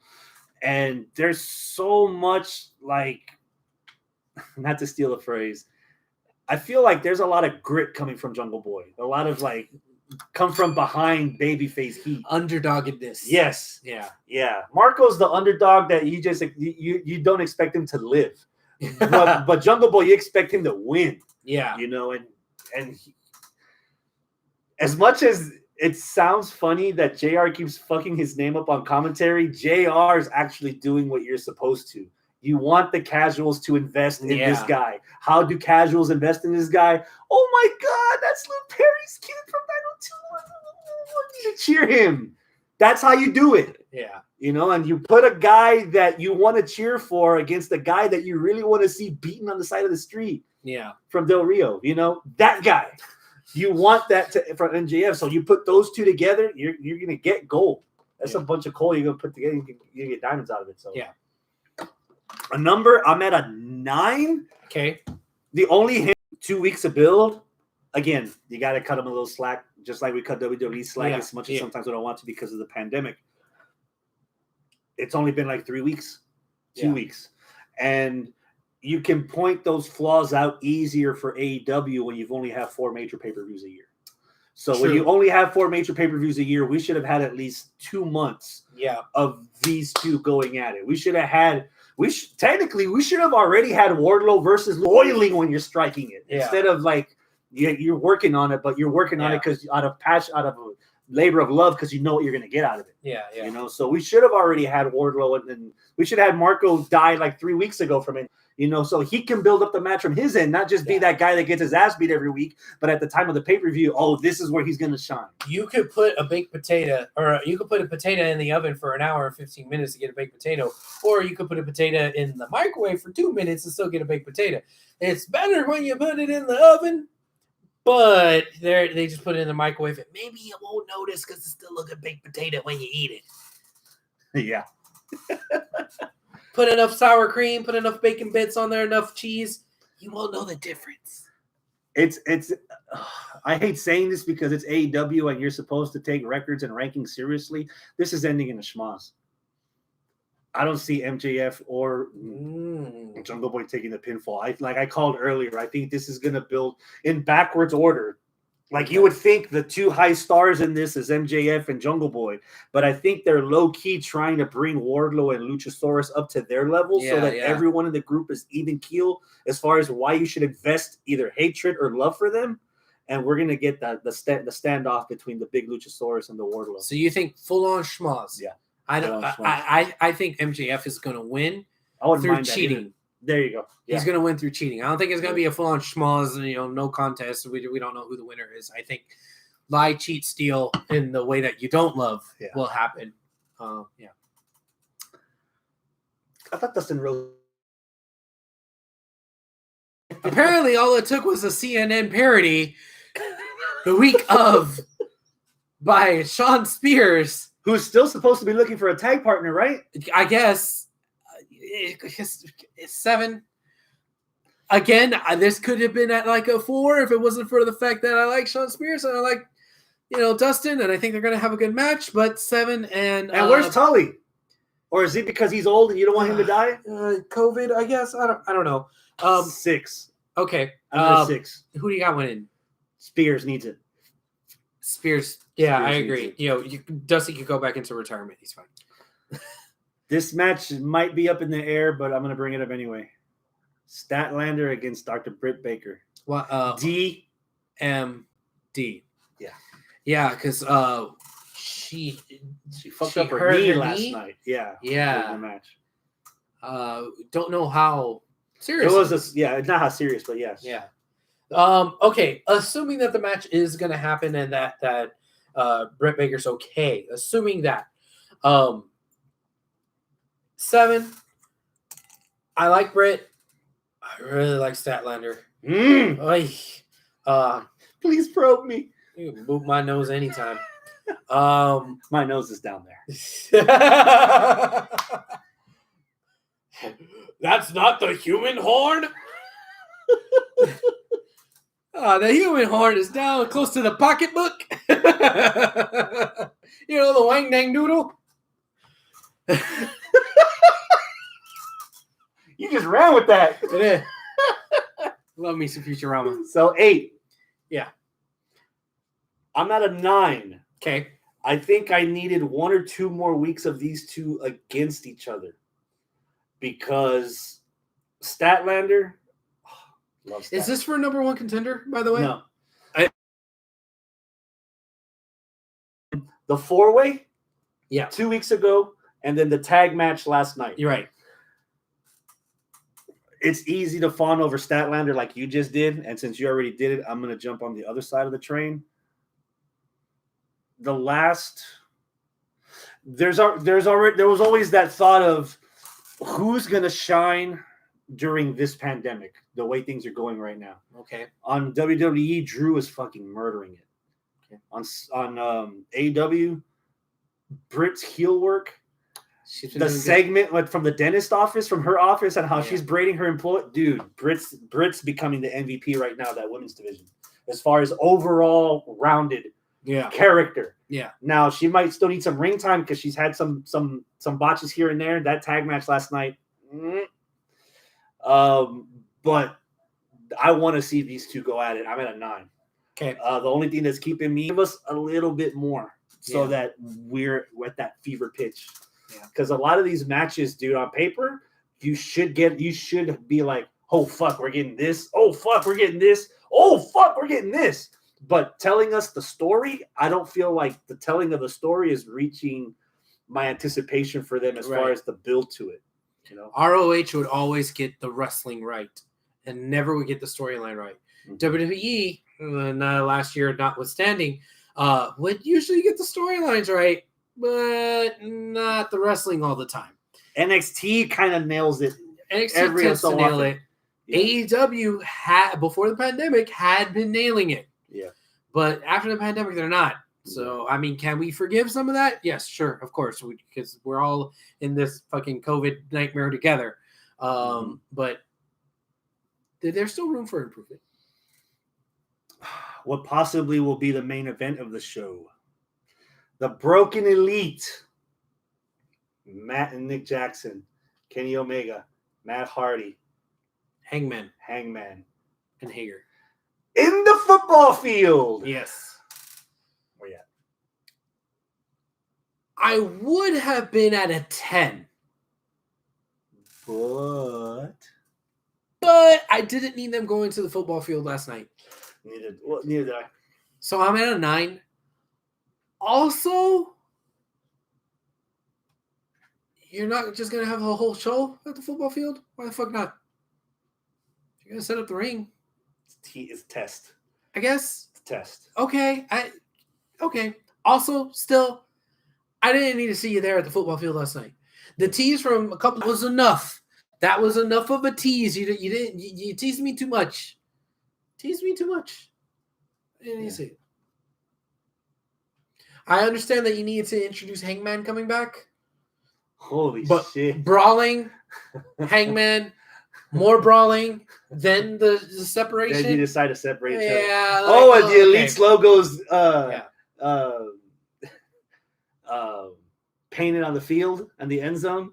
Yeah, I mean, How coincidentally, I was like, yeah. but I could have saw that at the save show. it. Yeah, save it. You lifted up your skirt a little bit too much. So are you teasing me or you let me hit it? Yeah. Like, Yeah.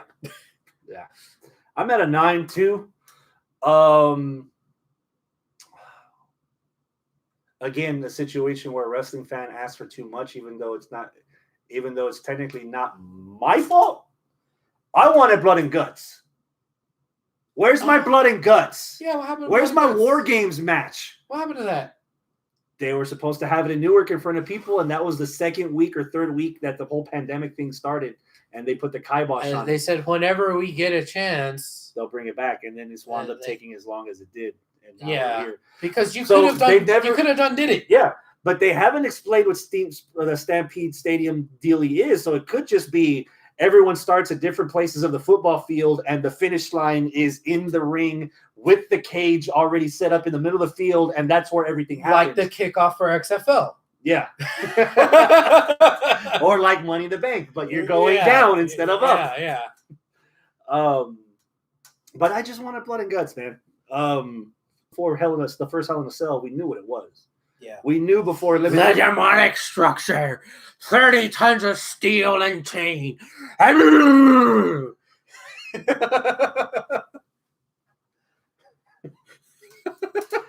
All right, president for Futurama.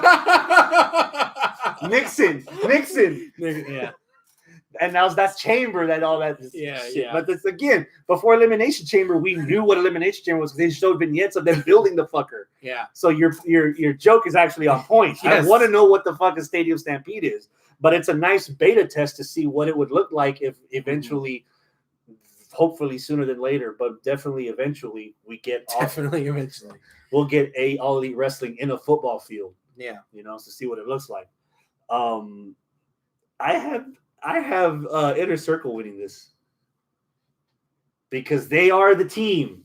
You're already teasing Hangman walking away from the rest of the group, and then you had to find a fill-in because Cody's wrestling. So Cody's not even in this. So again, where's my blood and guts? I wanted Cody. I wanted 5-on-5. Like donate to fucking Red Cross. Give me all that. They can only lose so much. Although, I mean, the tag match was won by Kenny and Matt, so law of reverse momentum. Yeah, you're right. You convinced me. You convinced me. That is my match of the week, though. Kenny Omega and Matt Hardy versus Les Sex Gods. That was fun. That was fun as shit, dude. You mean the golf cart? No, yeah. We talked about that last show. That's my match of the week. Really? Yeah. Oh, okay. We already talked about then that. my match of the week is Gulak versus D-Bry then. There you go. Okay. I get confused and I forget when we record stuff and don't record stuff. The weeks all blur together. Yesterday feels like a month ago. A month ago feels like yesterday. Cats and dogs sleeping together. I don't know if I have a match of the week. Yeah. But okay. Cody versus Archer.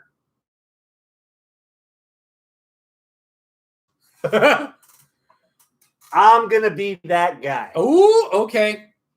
My hand is poised over Dingy. I am at a 0 for this match. 0? 0. 0? you say? And they're gonna kill me for this. Oh my but you God. have to understand what we're fighting for here. For the principle. The principal. Yes. Why are we crowning a television champion on pay-per-view? This is the TNT title. The TNT title needs to be won on TNT television, not for $60. Do you not understand that? Do you not understand that? Yes. It doesn't matter if it's Hogan Andre for the TNT title. If you're putting it on pay-per-view, it defeats the purpose of having a television title. Completely. This match should have happened last night. And fuck it. Give me Arn Anderson versus Jake Roberts this Saturday. But a television title defended on pay-per-view is blasphemous. Defend that. You done? Yeah, go ahead. Is that your only problem? Is Yeah. that what's bringing you from a 10 to a 0? That one little nit that you got to pick that's just jumped up your ass, just tickling your booty hole. That's the one thing. Yeah.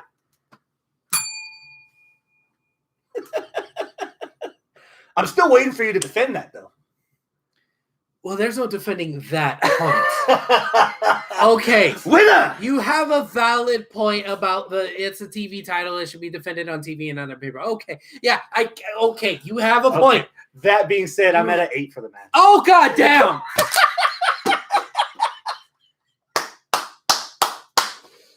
Gotta let out this frustration, man. It's been a long week. I'm at an 8. I've got the Murder Hawk Demon Viking Vulture thing with the red hair winning. There's only so many times that Cody Rhodes could say that I need to win this and lose. I think Cody needs to win this, and Cody needs to win this. So I got Cody. I've got $5 writing on this that the TNT title is basically the 24/7 Universal title, but it's the TNT logo. With like dynamite crossbones on the bottom. I'm at a 8. I'm at an 8. I dig Murder Hawk enough. Proportionally, I'm curious how this match is going to go. I dig Cody a lot. Minus Decepticon tattoo. Well, it's growing on me. Oh! But Why not? But oh man, the stuff with I don't know. There's just something that I je ne sais quoi that is keeping me from like a 10. I don't know what it is. Maybe it might be too fast for Archer, but they booked him the right way to bring somebody in fast. The stuff with the old men. Old men, whatever. I mean, you're there to talk. I don't want to see you hump Brandy. That's what the snake does. Yeah, but I don't want to see Jake Roberts versus Arn Anderson. Them talking great, and I'm glad that they just talked. The ref kind of missed their cue on interrupting and holding him back, but whatever. It's fine. But yeah. I don't know. There's just something. I need a little extra paprika on it. I don't know what that is. I don't know what I'm missing. Can I make a bold prediction of what I would like to see happen? Yes. What could happen? Yes. Besides it being on television for free. Oh, we're gonna get to that. You cheap bastard. We're gonna get to that. Oh God. You already done got to it. No, we're gonna come back to it because Mike Tyson's supposed to present the winner of this belt. Yeah. Mike Tyson's supposed to be at ringside with this belt. Yeah. Jake Roberts on that promo actually called out Mike Tyson also. Yeah. So I've got Jake stirring up some shit. And just when Mike Tyson's about to hit Jake Roberts, he accidentally hits Aubrey Edwards and knocks her the fuck out. And the match stops completely. And they finish it on television. They finish it this Wednesday. Boom, shakalaka. Done. Mike Tyson knocks out Aubrey Edwards. And the match is done. By accident. Yep. And the match is done. You are how a many- strange little man. Bet that'll be front page on ESPN and all the news sites Monday morning, Sunday morning, because it's happening Saturday night. Bet. Okay, They I'm at a 9. Okay. Mike Tyson knocks Aubrey the fuck out. And it'll be the highlight of her life. Everyone gets knocked up, but not everybody gets knocked out. We need to make that a share. Aaron, make it happen. I'll buy the first one. Son of a bitch. Son of a bitch. All right. Hikaru Shida against Nyla Rose. No DQ for the women's title. 8.5.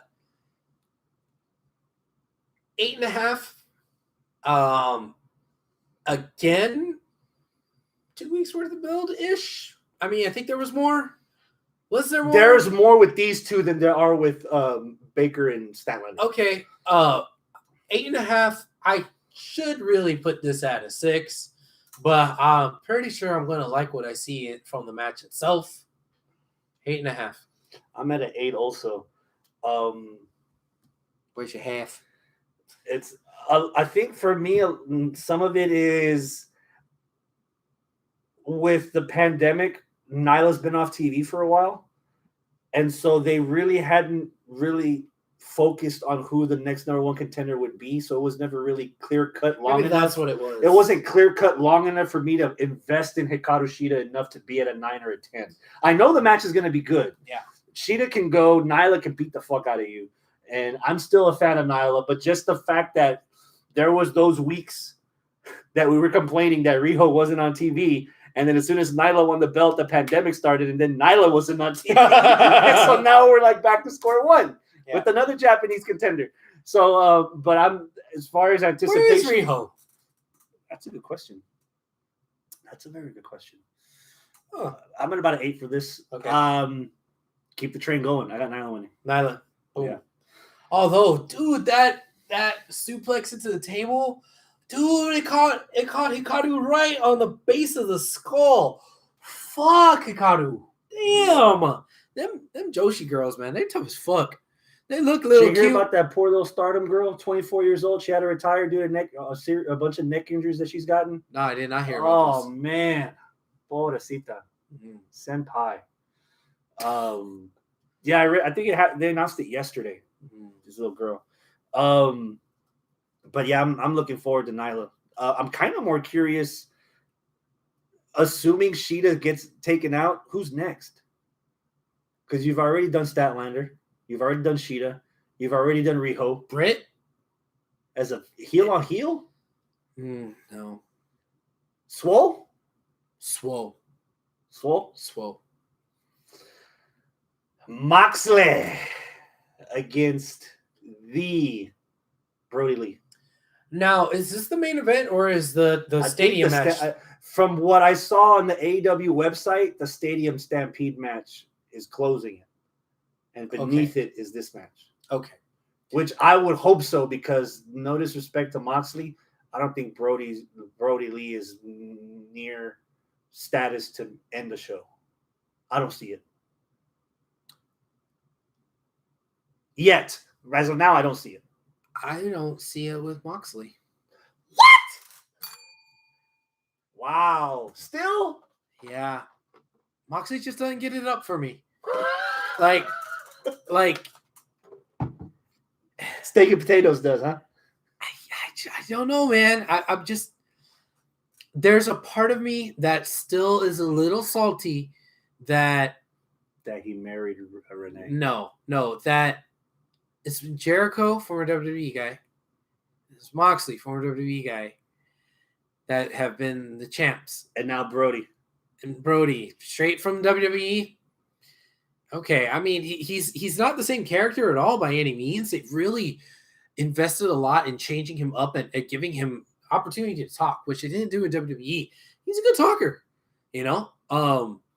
But still, it's like, man, again, please don't WCW your fucking your promotion. What if this is by design? How so? so that when you have a guy like Darby, main event your WrestleMania, People go ape shit. yeah, I hope so. and even use that in his promos, like fuck copyright infringement. Have Darby Allin burn up a picture of the WWE title. Okay. And insinuate that he's the AEW guy, Yeah. franchise guy, standing up for the AEW guys to take the belt away from a WWE guy. Yeah. So this could be by design. And I also don't think Brody's going to win it. I don't think Brody's going to win it Moxley's either. going to win it, which kind of sucks because I'm kind of salty that 10 got this like mini push that, oh, he's going to be the second fiddle, the mid boss for the what are they called? The DLC mid boss, because Yeah. you're missing Grayson and Uno. Right. And Uno. What are they called? The Dark Order, Yeah. for the Dark Order. And he just got stomped on his first match against Moxley. Así como nada. You know, like, damn. Okay. Where's 11? Next. Is 11 going to come out with some egos and bleeding from the nose? You know? Like, fuck. 10 was cool. Like, I like 10. I wanted to get behind this idea that Even with the way that I liked it. I wanted he had to a presentation. I wanted to get behind the idea of 10, but they throw him to fucking Moxley, and Dude, Moxley just stomps him. It's weird, and I don't want to like blow this too out of proportion, but just in the microcosm of what we got, you got in the character 10, you got a guy that is loyal to Brody. You got a guy that's flawed, unlike Brody's perception of what Brody is, to where Brody's like, kneel, like, I want you to kneel for me for real, or whatever he said that he like fixed his posture up. Yeah. So you already have that moment where, oh, he's that guy's slave, but you kind of feel sorry for that guy because he is a slave. And for the moments that he had the flurry against Moxley, he actually looked pretty good. Right. You could have actually done something with that. Right. But now you already have that perception of done. On Chump. set. On set. Chump. Yeah. Just like 1 through 9. I thought you said chum, which would have been just as right. Oh, yeah. Get him to that shark of Moxley. Chum. I don't Chum. even remember 6, 7, and 8. No. Like, who? I think But 6 10. and 7 were the tag team that saw that video in the hotel room. I remember 10. And Uno. And why does Grayson not have a number? Grayson's the 0.5. Is Grayson I don't too? know. Because they were Uno and Dos. But you got Yeah. Evil Uno and Grayson. Stu Grayson. Stu Grayson. Which He has rhymes a name. for 2.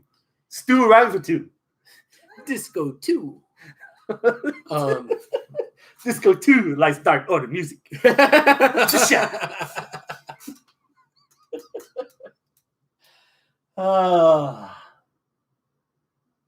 I'm at about a 5 for this match. Did I get my number? No, I'm at about a 6. I'm at about a 5 for this. Okay.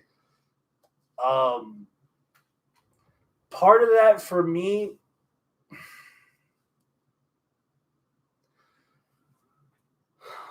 I don't want to get the perception that everybody that's in AEW that used to be with WWE is bitter about their time in WWE. You know, Ambrose won titles there. Jericho won titles there. You know, fucking Brody Lee was a part of a group that was making money hand over fist. At one time, you wanted the Shield against the Wyatt family. You were in that group. People wanted to see you.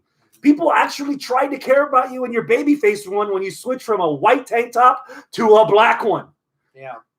So now you're not there anymore. And instead of trying to make your own character, instead of trying to be yourself, instead of trying to give us something different on a platform that's different, you want to rehash shit that we've already seen you in with Brody Lee. He wants to be like the corporate Bray Wyatt or whatever, trying to have all these. I don't think any of this shit's a rehash with I Brody. think it is a rehash.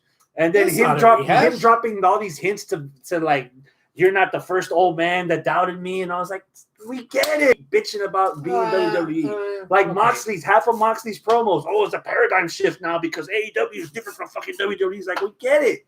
You know, Jericho being like, oh yeah, now I'm not WWE now because now I can do whatever I want. I made my own group. I call it whatever I want. I say whatever I want. Shut your butthole or whatever the fuck Jericho does. Does everybody from WWE gonna come and complain on AEW? Like, I don't want to see that shit. Good point. And that's what this some of this I don't build feel to that me, way about Brody though. To me, that's what some of this build has felt like. Okay. Or how it's being presented on commentaries that, oh, this is gonna be the best because you could have had it. You had like a fucking C- on the other show, but you're gonna get A+ here from these two. Like, come on, yeah. Man.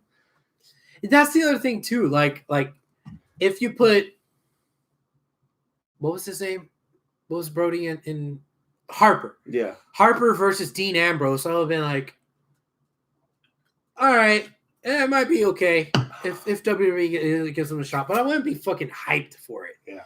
You know, and maybe I still have some of that feel like I don't think that this is Kenny Omega versus, I don't know. I feel like, all right, it's these two who were good.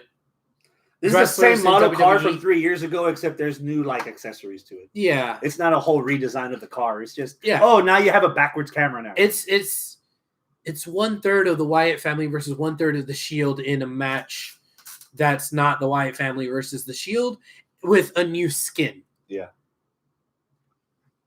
Yeah. I got Moxley winning this. Moxley's winning. I don't Moxley's see, winning. Which sucks because I don't know what you do with the Dark Order after this.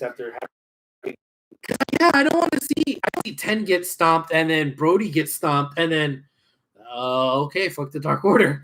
Yeah. You know? Which is weird because their whole prophecy is you join us, you become a winner. And nobody's won anything so far. He ain't won shit. Yeah. Buy-in pre-show. Number one contender for the tag titles. Why do you save the most irrelevant match for the end? Because it's best friends against Private Party. Okay. 9.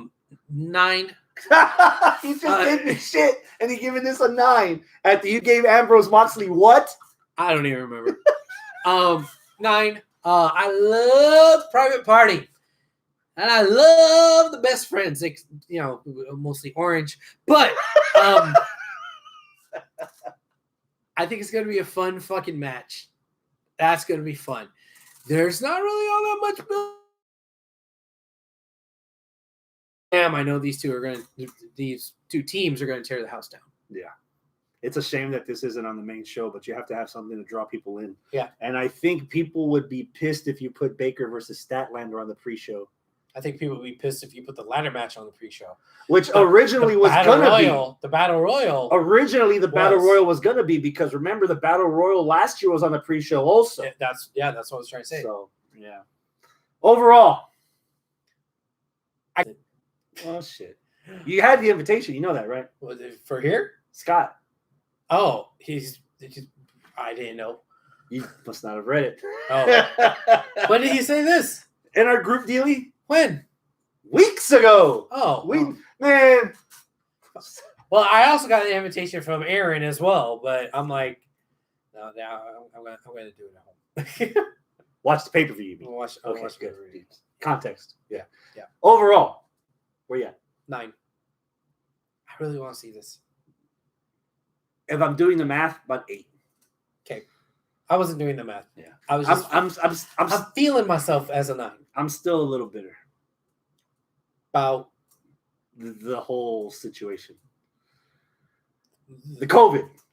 Okay. Yeah. You know, it's on a Saturday. I was there last year. The way scheduling worked out. I have a half day tomorrow. Wait, is this on Saturday or Sunday? Saturday. Oh. I have a half day tomorrow. I'm off Saturday. I'm off Monday for Memorial Day. You know, I was going to buy the day I was going to buy these tickets was the day that they announced that they were canceling it and moving it to fucking Florida because of the whole fucking pandemic. Yeah. So, fuck. After we've already had our Dynamite episode from Houston rescheduled. También, so it's like rescheduled to November, which even then Man, that time is a ticking away, man. It's about to be fucking September before you know it. I think we had this conversation before, but our video never saved because we were having issues, which is why we tried a whole bunch of different shit. November. let's say you have tickets ringside for Dynamite here in Houston. And there is We don't have ringside, but we have pretty good seats. And there is not a cure or a vaccine. Would you go to this event? Not a vaccine. No, and nothing has changed. If it's like how it is right the fuck now, no, I wouldn't go. It hurt, but I wouldn't go. But if things have improved, the curve has been flattened a little bit more. Cases are down. People know how to fucking social distance, and they know how to wear their mask. And you sure about shit. that? If we've improved, we have time to improve. Then maybe, depending on the fucking rules and the settings, and like, is it all of us? Are we gonna be? Some people got their refunds, some people didn't. What's going on? From what I understand, I have a friend who's saying that we haven't even peaked yet, that the peak's going to come in July, that we're going to have a second wave, and the second wave is going to be worse than the first, if that's the case, and we shut down in July and we're shut down for another 2-3 months, July, August, September, October, November, that's not too far off, but it really just depends how everything goes down in July, to be honest. If July, the second wave isn't all that bad, and August, September, we're good. October, all right, there's still a few people getting sick. Yeah, you know what? You got NBA and NFL, and you got the dumbasses going to NRG to watch the Texans lose. Then, but they're the first two okay. games. But they're okay. All right, I'll do this. But man, it depends, dude. Like, it's really hard to predict this shit.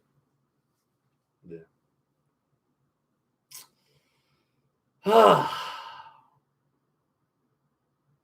Explain to me the greatest wrestling match ever that's supposed to happen in 2 weeks. Wait, we're not talking about Macho versus Steamboat? No. We're not talking about Brett versus Perfect? No. No? We're not talking about Omega Okada? We're not talking about that? No. No? What are we talking about? Edge and Randy fucking Orton. Come again? Edge and Orton putting on the greatest wrestling match ever? Yeah. As advertised by the WWE. What the fuck is going on here? Bro, I love Edge. I love Edge. Randy Orton's all right. Edge and Randy Orton in 2020 in front of an empty audience is not going to be the greatest wrestling match ever. Can they try? Yeah, they could try. But this isn't going to be Bryan versus McGinnis. Ooh! This isn't going to be Joe versus Kobashi? Yeah. This isn't going to this be isn't that. Choppy. I mean, they could try. Edge could put on good matches.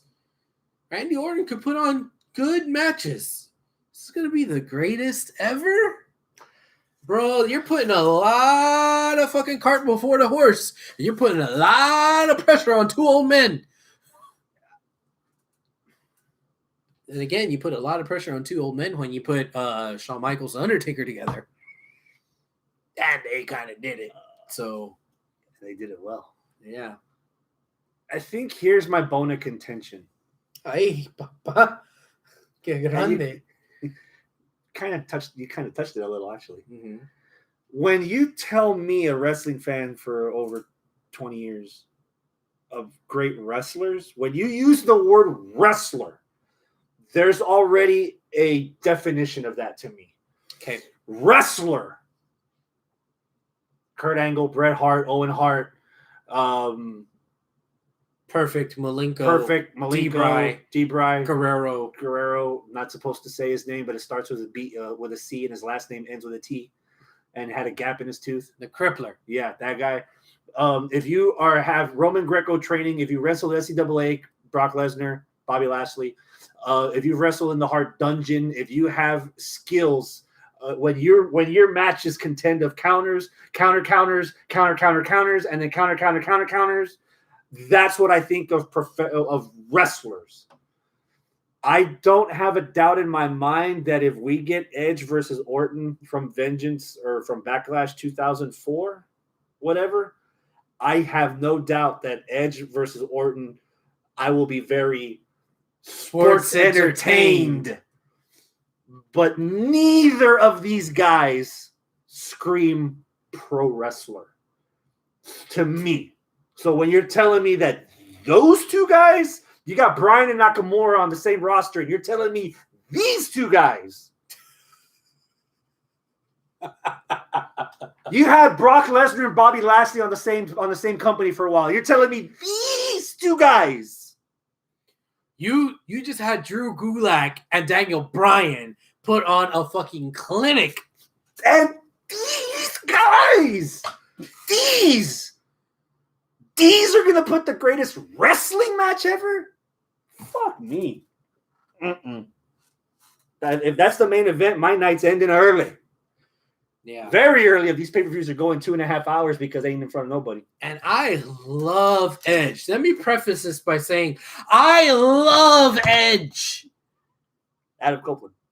Edge is like probably in my top 10 of WWE wrestlers that I like. But Edge isn't exactly a technical wrestler. No. Edge is a sports entertainer who has a really great gimmick and a lot of grit. A lot of grit. It's even on his chest. A lot of charisma. I even don't really buy the grit just yet. He's had a lot of charisma. I love the ultimate opportunist. I think they misspelled his shirt. It's supposed to say a lot of gray. Right. With the R. The R still there. I love the ultimate opportunist gimmick. I loved how well he was a heel. He wasn't a dastardly, cowardly heel all the time. He was a smart heel who did smart things. The only person that was smarter of a heel than him in his time was Triple H and Cerebral Assassin. Ultimate opportunist was right there. I love what Edge did. But his spirit a little sloppy. And he doesn't really have a whole lot of other moves in his repertoire that's like, oh, he did that. That's cool. Not that he's using now. Edge 2020 is not Edge Guerrero from 2005. Yeah. So it's not Edge RVD from 2004. It's not Edge Orton from 2004. This is a different Edge. Love being sports entertained by Edge. Love it. Love it. He's not all those wrestlers that we mentioned.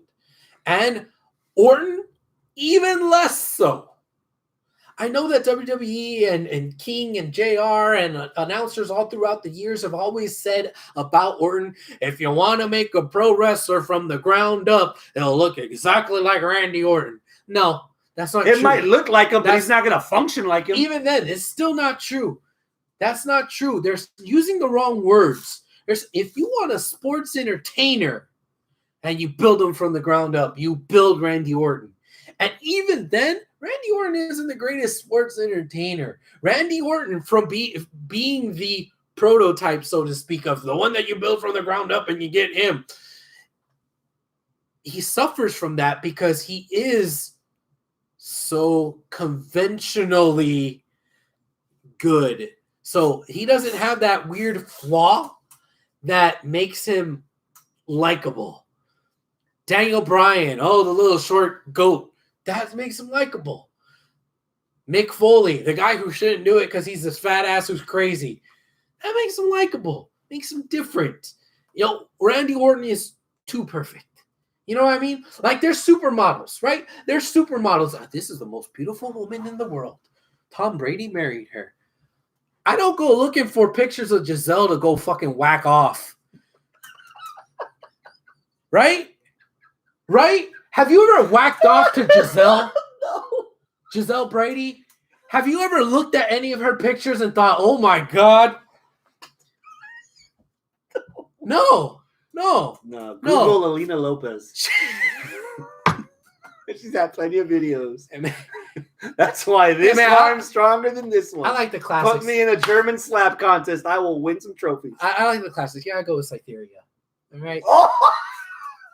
You have Do you have the goggles on? The whole room soaked. You'll be swimming by the time you're done fucking. You don't have a waterbed? You got a waterbed now, bitch. Like, that's what I'm talking. This table could tell stories. Oh, you COVID. But I'm not Why do you think I retired the other table? But I'm not whacking off to Giselle. But she's the most beautiful woman in the world. Says who? I don't think so. She's a supermodel that makes all this money. She's one of the best supermodels. It's the most beautiful. No. Cindy, I've never even whacked off to Cindy Crawford. Okay, I'll put here. Look, you talk about all these here. supermodels. I've never beat off to any of them. Yeah, but you're weird. I'm gonna put it in context that you can understand. Pristine, 1971 Chevy Camaro Yanko, 5-speed manual, perfect. Eleanor Shelby GT 500. They're so beautiful. You're afraid to drive it. You're afraid to mess with it because it's too perfect. And anything you do to it will lower its value. And I think that's the what you're doing with Orton. Yeah. Because you tried so hard to make him this perfect that you don't want to fuck with it. To the point that you don't want to mess with it. And he hasn't fucked with himself. He hasn't fucked with his own career and his own ring ability. Because he's so perfect that he just stopped developing. And he's boring. And complacent. He's been the same thing that he's been since WrestleMania 21. Yep. Randy Orton. You know, legend killer. Poses. That was his peak. Yeah. Has he learned any new moves? Has he done anything more cool in the ring? I mean, the little, like, inverted backcracker thing was cool. But what has he done since? He's never developed. He's never reinvented. He's been too perfect, so he's just going to stay perfect. Yeah. You know, he peaked too early. That was what the problem is. Peaked too early. I have 3 flaws with the entire thing. The first one I've already told you. The second one was the opening promo. Because... with the Charlie clone at the end saying, this will be the greatest wrestling match ever. Yeah. Edge hadn't even answered the question. And Charlie's like, I'll take care of this for you. This is going to be good. Good. No, bitch, I don't know. He never answered. He never even said that he wanted to do the match. Didn't say anything. Which I can't blame Charlie. She's just another puppet on that program with somebody's hand up or making her say whatever they want them to say. Which leads me to number 3. Why I'm like at a negative for the anticipation for this match. This is my third reason. We already got these guys for 45 minutes on a match that should have blown the whole thing off. Yes. Edge came back from the Rumble before he even went through this with Orton and mouthed off at least that Edge wants to compete with because his time is fleeting in the business. Yes. Why, from a storytelling perspective, why are you going to give the villain the satisfaction of another match that he wants his way rather than do what you want to do and wrestle the new guys like Keith Lee, Matt Riddle, Shinsuke Nakamura, anybody. Tommaso Ciampa. He mouthed off Ciampa. Yeah. Go off and wrestle some of those guys. Sami Zayn. And after every match, whether Edge wins or loses, Orton comes out and RKOs him. Push this for 6 or 9 months for Edge to be like, you motherfucker, you won't get off my dick, I'm going to flick you off. We're going to have a Hell in a Cell match. Okay. The first promo, Edge is like, yeah, that was nothing. No build. Charlie let it out of the bag. You could have bled this dry for 4 weeks and have Edge wonder, can I really wrestle? Or not even that. Have Edge question, why? What am I getting out of this? I already beat him. He's donezo. He's in my rear view. I got more people that I want to test myself on. Not a yardstick that's 10 years old. Why the fuck do I need to wrestle Orton again? This is like, I don't want to watch this match at all. I have no interest whatsoever for this match. What, is Orton going to start RKO and Edge's kids now? So that we can go backwards in the timeline? We should have had this regular match first and then have Orton Then lose, escalate. and then Orton RKO in the family, the friends, the mothers, the grandmas, corpses, whatever, to get Edge to really want this 45-minute cinematic craptacular thing happen later. He This- should have thrown him off of the fucking WWE corporate tower. They should have been in Money in the Bank. That's what they should. I have no interest in this at all. Yeah. None. All right. Can we stop shitting all over this? Oh man, John Oliver was shitting on it, and I wanted to join in. Sean Oliver was shitting on it? On this Did match? you watch last week's Tonight? No. The COVID about this whole. No, I did not. Oh, waste of a segment Oh. for you. Oops. You can't watch it now. I even linked the video in the freaking chat. You didn't get to watch it. Oh, yeah. Oops. Yeah. So yeah, John Oliver basically running down WWE and AEW. Apparently, this probably was under my radar because I didn't notice it. Someone anonymously from WWE sent a letter to Florida advising them to not make them essential business because in the way they do work, there's no way to avoid social distancing. They have to. They're in proximity and all that shit. Yeah. And yeah, you're in the ring grabbing and touching each other. yeah, you mentioned it, but we can't have Becky every week, even though she's pregnant because she's getting sick. But we're still having all these fucking shows every week, and we're having pay-per-views and all this. And Vince is on conference calls wanting, like, the people are going to get tired of Netflix and Tiger King, and they're going to just want to see people in their underwear beat the hell out of each other. But their ratings are. Yeah. What does my stock look like again? It's soon to follow. It's very soon to follow. I should have not fucking missed. That's it, man. We'll do an upper. We'll end it on a high note. Unfortunately, because Takeover in Your House and Backlash are a week apart, we made the decision that we're gonna record in between. That's going to be our next episode. Okay. So we're going to be covering the fallout from In Your House and previewing Backlash. Okay. And So that's like 3 weeks from now? yeah, Okay. or 2 weeks, I think. I think it's 2 weeks. What's your anticipation for Johnny Gargano against Keith Lee for the North American title? Well, considering that I haven't watched NXT since the last time we talked about NXT, Just 3 weeks ago. and I didn't even know that this match was happening until you told me right now. I'm at 10. I love me Keith Lee. I love me some Gargano. Who's this motherfucker? Yeah. Yeah. I'm gonna assume that it's good, that it's been good, that the build has been good. I'm just assuming this. I could be proven wrong if I tune in on Wednesday. But just Or go home tonight and watch what happened yesterday. Well, or later. or watch it over. You the still got weekend. Harley Quinn to catch up on. Yeah, I'm almost done with that. And I also told you I started the MCU. Yeah. So yeah. How far along have you gotten? Thor: Dark World. Oh, damn! You're Yeah. still that far behind. Still got. Let's see. We You started. still got 16 to go. We started with Captain America, Captain Marvel, Iron Man 1, Iron Man 2, Avengers, Iron Man 3. Oh, somewhere in there was Hulk. Hulk. And then Thor: Dark World. Yeah, I'm 8 movies in. Remind them why you're watching them out of release order.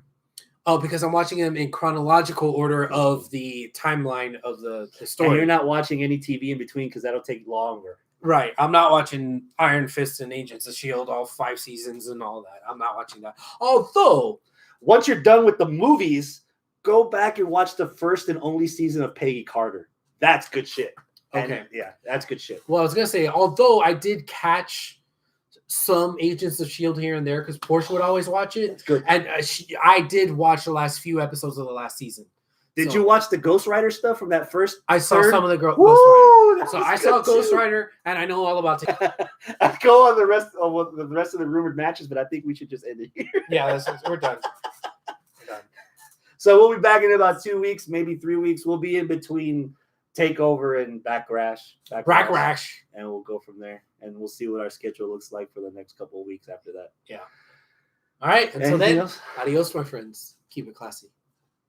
I wonder how much of this show actually aired. I hope it aired.